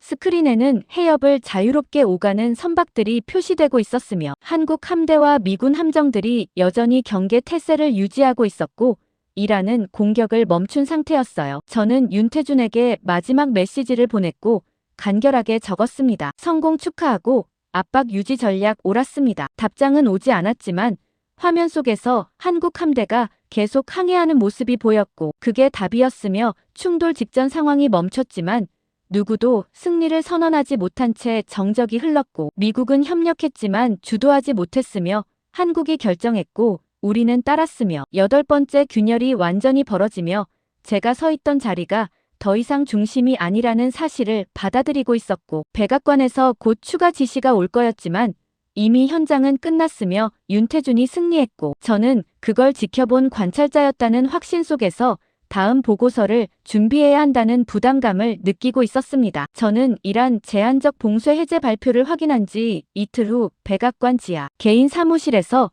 단독 보고서를 작성하고 있었고 노트북 화면에는 빈 문서가 떠 있었으며 커서가 깜빡이고 있었지만 첫 문장을 어떻게 시작해야 할지 결정하지 못한 채 키보드 위에 손만 올려놓고 있었습니다. 책상 위에는 지난 30일간의 모든 보고서가 쌓여 있었고 호르무즈 해협 봉쇄부터 한국 함대 돌파까지 전 과정이 기록되어 있었으며 제가 내린 판단과 상부 결정과 윤태준 분석이 시간 순으로 정리되어 있었고 읽을수록 명확해지는 패턴이 있었어요. 우리는 계속 틀렸고 윤태준은 계속 맞았으며 미국 주도 전략은 실패했고 한국 독자 작전이 성공했으며 이 사실을 보고서에 어떻게 담을지 고민해야 했지만 솔직하게 쓰면 정치적 파장이 클 거였고 미화하면 거짓이 될 거였습니다. 그 순간 문이 두드려졌고 국가안보보좌관이 들어왔으며 제 책상 앞에 서서 침착하게 말했어요. 클라크 차관보 보고서 작성 중이라고 들었고 대통령께서 방향성 확인 원하십니다. 저는 그 말을 듣고 압박을 느꼈습니다. 방향성 확인이라니 보고서를 어떻게 쓸지 미리 조율하라는 뜻이었고 정치적으로 민감한 부분을 조정하라는 신호였으며 사실 그대로 쓰기 어렵게 만드는 압박이었어요. 저는 조심스럽게 대답했습니다. 사실 기반으로 작성하고 있고 객관적 분석 유지하겠습니다. 안보보좌관이 미간을 찌푸리며 말했습니다. 객관적 분석도 중요하지만 국익 고려 필요하고 동맹관계 악화 방지해야 합니다. 저는 그 경고를 이해했지만 동시에 거부감이 들었어요. 국익이라는 명분으로 진실을 왜곡하라는 압박이었고 실패를 성공처럼 포장하라는 요구였으며 제가 지난 30일간 목격한 모든 것을 부정하라는 지시였지만 받아들일 수 없었습니다. 안보보좌관이 나가고 저는 다시 노트북 앞에 앉았으며 선택해야 했어요. 정치적으로 안전한 보고서를 쓸지 아니면 사실 그대로 기록할지 결정해야 했고 전자를 선택하면 경력은 안전했지만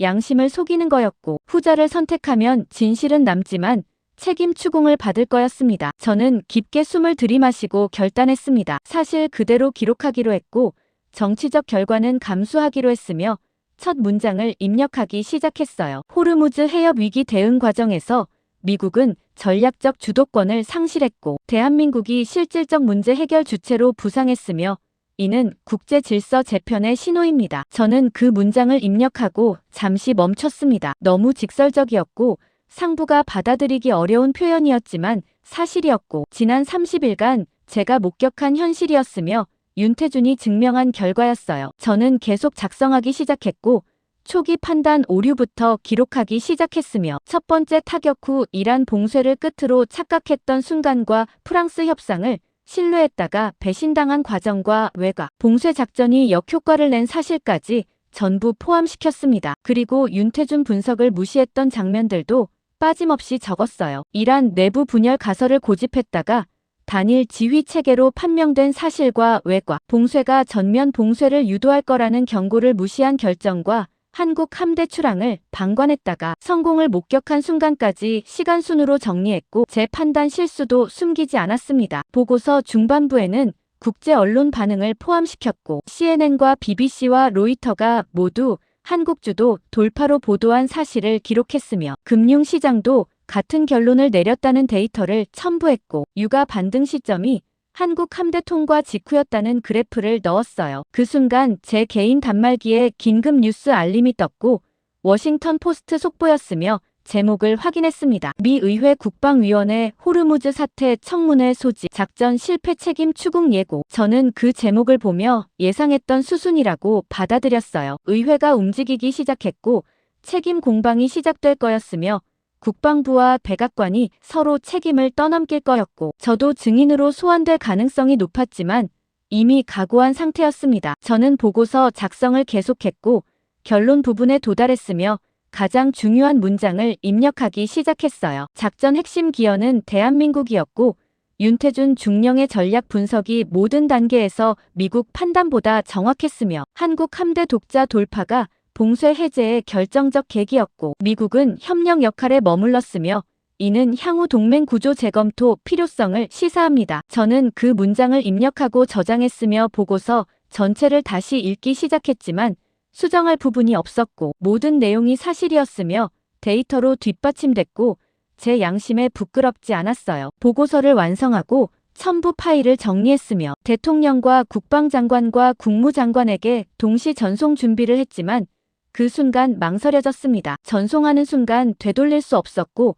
정치적 폭풍이 시작될 거였으며 제 경력도 위험해질 수 있었지만 동시에 진실을 기록으로 남기는 게 제 마지막 책임이라고 생각했어요. 저는 전송 버튼을 눌렀고 메시지가 발송됐으며 화면에 전송 완료 알림이 떴습니다. 몇 시간 후 백악관에서 연락이 왔고 긴급 회의 소집 통보였으며 저는 예상했던 반응이라고 받아들이고 회의실로 향했지만 그 사이 국제 언론에서 추가 보도가 나오기 시작했어요. 파이낸셜 타임스가 한국 해상 통로 구축 성공이라는 분석 기사를 냈고 이코노미스트는 미국 중동 영향력 약화라는 커버 스토리를 준비 중이라는 소식이 들렸으며 월스트리트 저널도 새로운 에너지 질서라는 특집을 예고했고 국제사회는 이미 결론을 내린 상태였습니다. 백악관 회의실에 도착했을 때 대통령과 참모진이 이미 자리에 앉아 있었고 제 보고서가 테이블 위에 놓여 있었으며 대통령이 저를 보며 침착하게 물었어요. 클라크 차관보, 이 보고서가 최종본입니까? 저는 고개를 끄덕이며 단호하게 대답했습니다. 그렇습니다, 각하. 안보보좌관이 끼어들며 불쾌한 목소리로 말했습니다. 이 내용대로 공개되면 정치적 파장 크고 동맹 관계도 훼손됩니다. 저는 그 비판을 예상했지만 반박했어요. 사실 기반 보고서이고 국제 언론 이미 같은 결론 내렸으며 우리가 부정해도 현실 바뀌지 않습니다. 대통령이 손을 들어 논쟁을 멈추게 하고 보고서를 다시 펼치며 조용히 말했습니다. 작전 핵심 기여 대한민국이라는 부분 사실입니까? 저는 잠시 망설이지 않고 대답했어요. 사실입니다. 각하. 한국 함대 돌파 없었다면 봉쇄 해제 불가능했고 윤태준 중령 전략 없었다면 우리 작전 전부 실패했을 겁니다. 회의실이 조용해졌고 대통령이 보고서를 덮으며 결정을 내렸습니다. 보고서 승인하고 의회 제출하되 공개 여부는 추후 결정하겠습니다. 저는 그 결정을 받아들였고 회의실을 나왔으며 복도를 걸으며 창밖을 바라봤고 워싱턴 하늘이 맑았지만 제 마음은 복잡했어요. 보고서는 제출됐지만 공개되지 않을 수도 있었고 진실이 묻힐 가능성도 있었으며 정치가 사실을 덮을 수도 있었지만 최소한 기록으로는 남았고 언젠가 공개될 거라는 희망이 있었습니다. 저는 사무실로 돌아와 마지막으로 윤태준에게 메시지를 보냈고 간결하게 적었어요. 보고서 제출 완료했고 작전 핵심 기여 대한민국으로 기록했습니다. 몇 분 후 답장이 왔고 내용은 예상 밖이었습니다. 감사하지만 이건 끝이 아니고 다음 단계 준비 중입니다. 저는 그 메시지를 읽으며 불안과 동시에 확신을 느꼈어요. 윤태준이 멈추지 않을 거였고 한국이 계속 전진할 거였으며 이 사건은 단순한 해협 위기가 아니라 새로운 질서의 시작이었고 미국 중심 세계가 흔들리고 있었으며 저는 그 변화를 목격한 증인이었고 기록으로 남긴 사람이었습니다. 저는 창밖을 바라보며 생각했습니다. 모든 작전이 종료됐지만